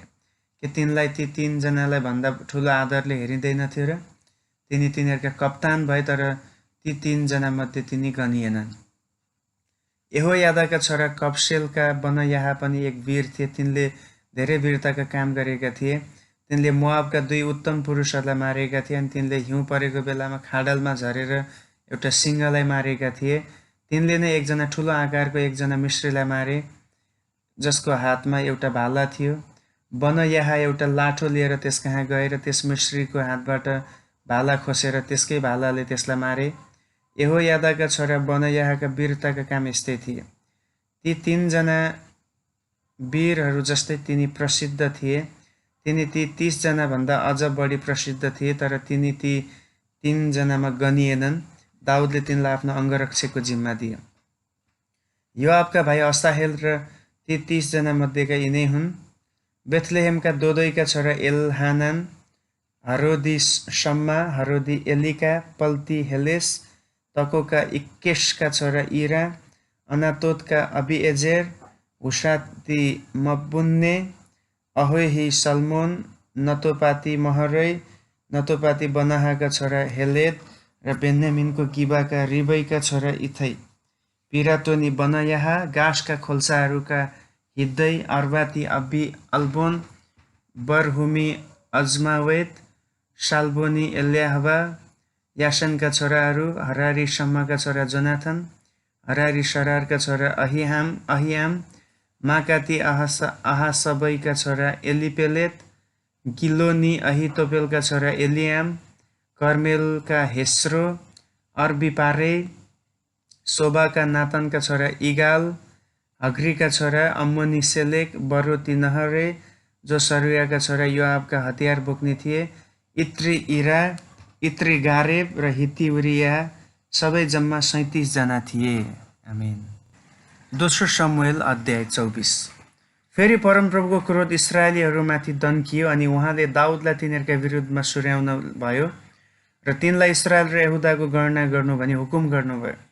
यसकारण दाउदले योआब र तिनीसँग भएका सेनापतिहरूलाई दानदेखि बेर्सेबासम्म इस्राएलका सबै कुलहरूका चारैतिर गएर लडाकु मानिसहरूको गणना गरेर तिनीहरूको सङ्ख्या तिनीहरू कहाँ ल्याउन भनी हुकुम गरे। तर योआबले राजालाई भने, परमप्रभु हजुरका परमेश्वरले मानिसहरूलाई 100 गुणा वृद्धि गरिदिउन् र हजुर र मेरा मालिकका आँखाले ती सबै कुरा देख्न पाउन्। तर मेरा मालिक राजाले यस्तो काम किन गर्न चाहनुहुन्छ? तर राजाको आज्ञा योआब र सेनापतिहरूमाथि प्रबल भएर इस्राएलका लडाकु मानिसहरूको गन्ती गर्नलाई तिनीहरू राजाका सामुबाट निस्के। तिनीहरूले यर्दन पार गरेर अरोएर नेरका दक्षिणपट्टिको खोलामा पाल टाँगे, गाद भएर याजेरसम्म अघि बढे। तब तिनीहरू गिलाद र तातिम, होदसी अनि दान यानमा र सिदोनको फेरो मारे। तिनीहरू टुरोसको गढीसम्म गए र हिब्बी र कनानीहरूका सबै सहरहरूमा गए। त्यसपछि यहुदाको नेगेब भनिने दक्षिण देशको बेर्सेबामा गए। तिनीहरूले जम्मै देश छिचले अनि 9 महिना 20 दिनपछि यरुसलेममा फर्किआए। तब योआबले मानिसहरूको जम्मा सङ्ख्या राजालाई यसरी बताइदिए: हतियार चलाउन सक्ने लडाकु मानिसहरू इस्राएलमा 8 लाख र यहुदामा 5 लाख थिए। मानिसहरूको जनगणना गरिसकेपछि दाउदको विवेकले तिनलाई सतायो र तिनले परमप्रभुलाई भने, मैले साह्रै दुष्ट काम गरेको छु। हे परमप्रभु, बिन्ती छ आफ्नो दासको अपराधलाई दूर गर्नुहोस्, म साह्रै मूर्ख भएँ। तिनी भोलिपल्ट बिहानै उठे, तर यसै बिचमा परमप्रभुको वचन दाउदका अगमवक्ता गाद कहाँ आइसकेको थियो। गएर दाउदलाई यसो भन्, परमप्रभु यसो भन्नुहुन्छ, म तेरो अघि 3वटा कुरा दिँदैछु, ती मध्ये एउटा चुन र त्यही नै म तँलाई ल्याउने छु। तब गाद आएर त्यही कुरा दोहोऱ्याएर दाउदलाई भने, हजुरको देशमा 3 वर्षसम्म अनिकाल परोस्, अथवा 3 महिनासम्म हजुरलाई खेद्ने शत्रुहरूबाट भागिरहने हजुरको अवस्था होस्, वा हजुरको देशमा 3 दिनसम्म रूढी चलोस्। अब विचार गर्नुहोस् र मलाई पठाउनु हुने कामैले के जवाफ लानुपर्छ सो भन्नुहोस्। तब दाउदले गादलाई भने, म त साह्रै सङ्कष्टमा परेको छु। हामीलाई परमप्रभुको हातमा पर्नु नै बेस होला, किनभने उहाँको करुणा महान छ, तर मलाई मानिसहरूका हातमा पर्नु नपरोस्। यसै कारण बिहानदेखि तोकेको समयसम्म इस्राएलभरि परमप्रभुले रूढी पठाइदिनु भएर दानदेखि बेर्सेबासम्म 70,000 मानिसहरू मरे। जब स्वर्गदूतले यरुसलेम नष्ट पार्नलाई त्यसतिर आफ्नो हात पसारे, तब त्यस्तो सत्यानाश गर्नदेखि परमप्रभुको मन बदल्यो र मानिसहरूलाई नाश गर्ने ती स्वर्गदूतलाई उहाँले भन्नुभयो, बस भयो, तिम्रो हात थाम। त्यसबेला परमप्रभुका ती दूत एबुसी अरौनाका खलाको छेउमा उभिरहेका थिए। जब दाउदले मानिसहरूलाई मार्दै गर्ने ती स्वर्गदूतलाई देखे, तब तिनले परमप्रभुलाई भने, यो खराबी त मैले पो गरेको, पाप मेरै हो। तर यी बिचरा भेडाहरूले के गरेका थिए? तपाईँको हात म र मेरो घरानामाथि परोस्। त्यही दिन गाद दाउद कहाँ आएर तिनलाई भने, गएर एबुसी अरौनाको खल्लामा परमप्रभुको निम्ति एउटा वेदी बनाउनुहोस्। गादद्वारा परमप्रभुले आज्ञा गर्नुभएपछि दाउद माथि उक्लेर गए। जब अरौनाले राजा र तिनका मानिसहरूलाई आफू भएतिर आइरहेका देखे, तब तिनी गएर राजाको सामुन्ने घोप्टो परी दण्डवत गरेर भने, हजुर किन हजुरको दासलाई भेट गर्न आउनुभयो? दाउदले जवाब दिए, मानिसहरूमाथि चलेको यो रूढी बन्द होस् भनी परमप्रभुको निम्ति एउटा वेदी बनाउनलाई तिम्रो खला किन्न भनी म आएको हुँ। अरौनाले दाउदलाई भने बिन्ती छ, हजुर त्यो लानुहोस् र जस्तो योग्य सम्झनुहुन्छ त्यस्तो बलिदान चढाउनुहोस्। होम बलिको निम्ति म कहाँ गोरुहरू र दाउराको निम्ति तिनका जुवा र दाइँ गर्ने काठहरू छन्। अरौनाले यो सबै राजालाई तिनका कामको निम्ति दिएर भने परमप्रभु हजुरका परमेश्वरले हजुरलाई ग्रहण गरून्। तर राजाले अरौनालाई भने होइन, म तिमीबाट किन्ने छु। पैसा नपरेको चिज लिएर परमप्रभु मेरा परमेश्वरलाई म बलिदान चढाउने छैन। यसकारण दाउदले त्यो खला गोरुहरू चाँदीका 50 सिक्कामा किने। त्यहाँ तिनले परमप्रभुको निम्ति एउटा वेदी बनाए र होम बलि र मेल बलिहरू चढाए।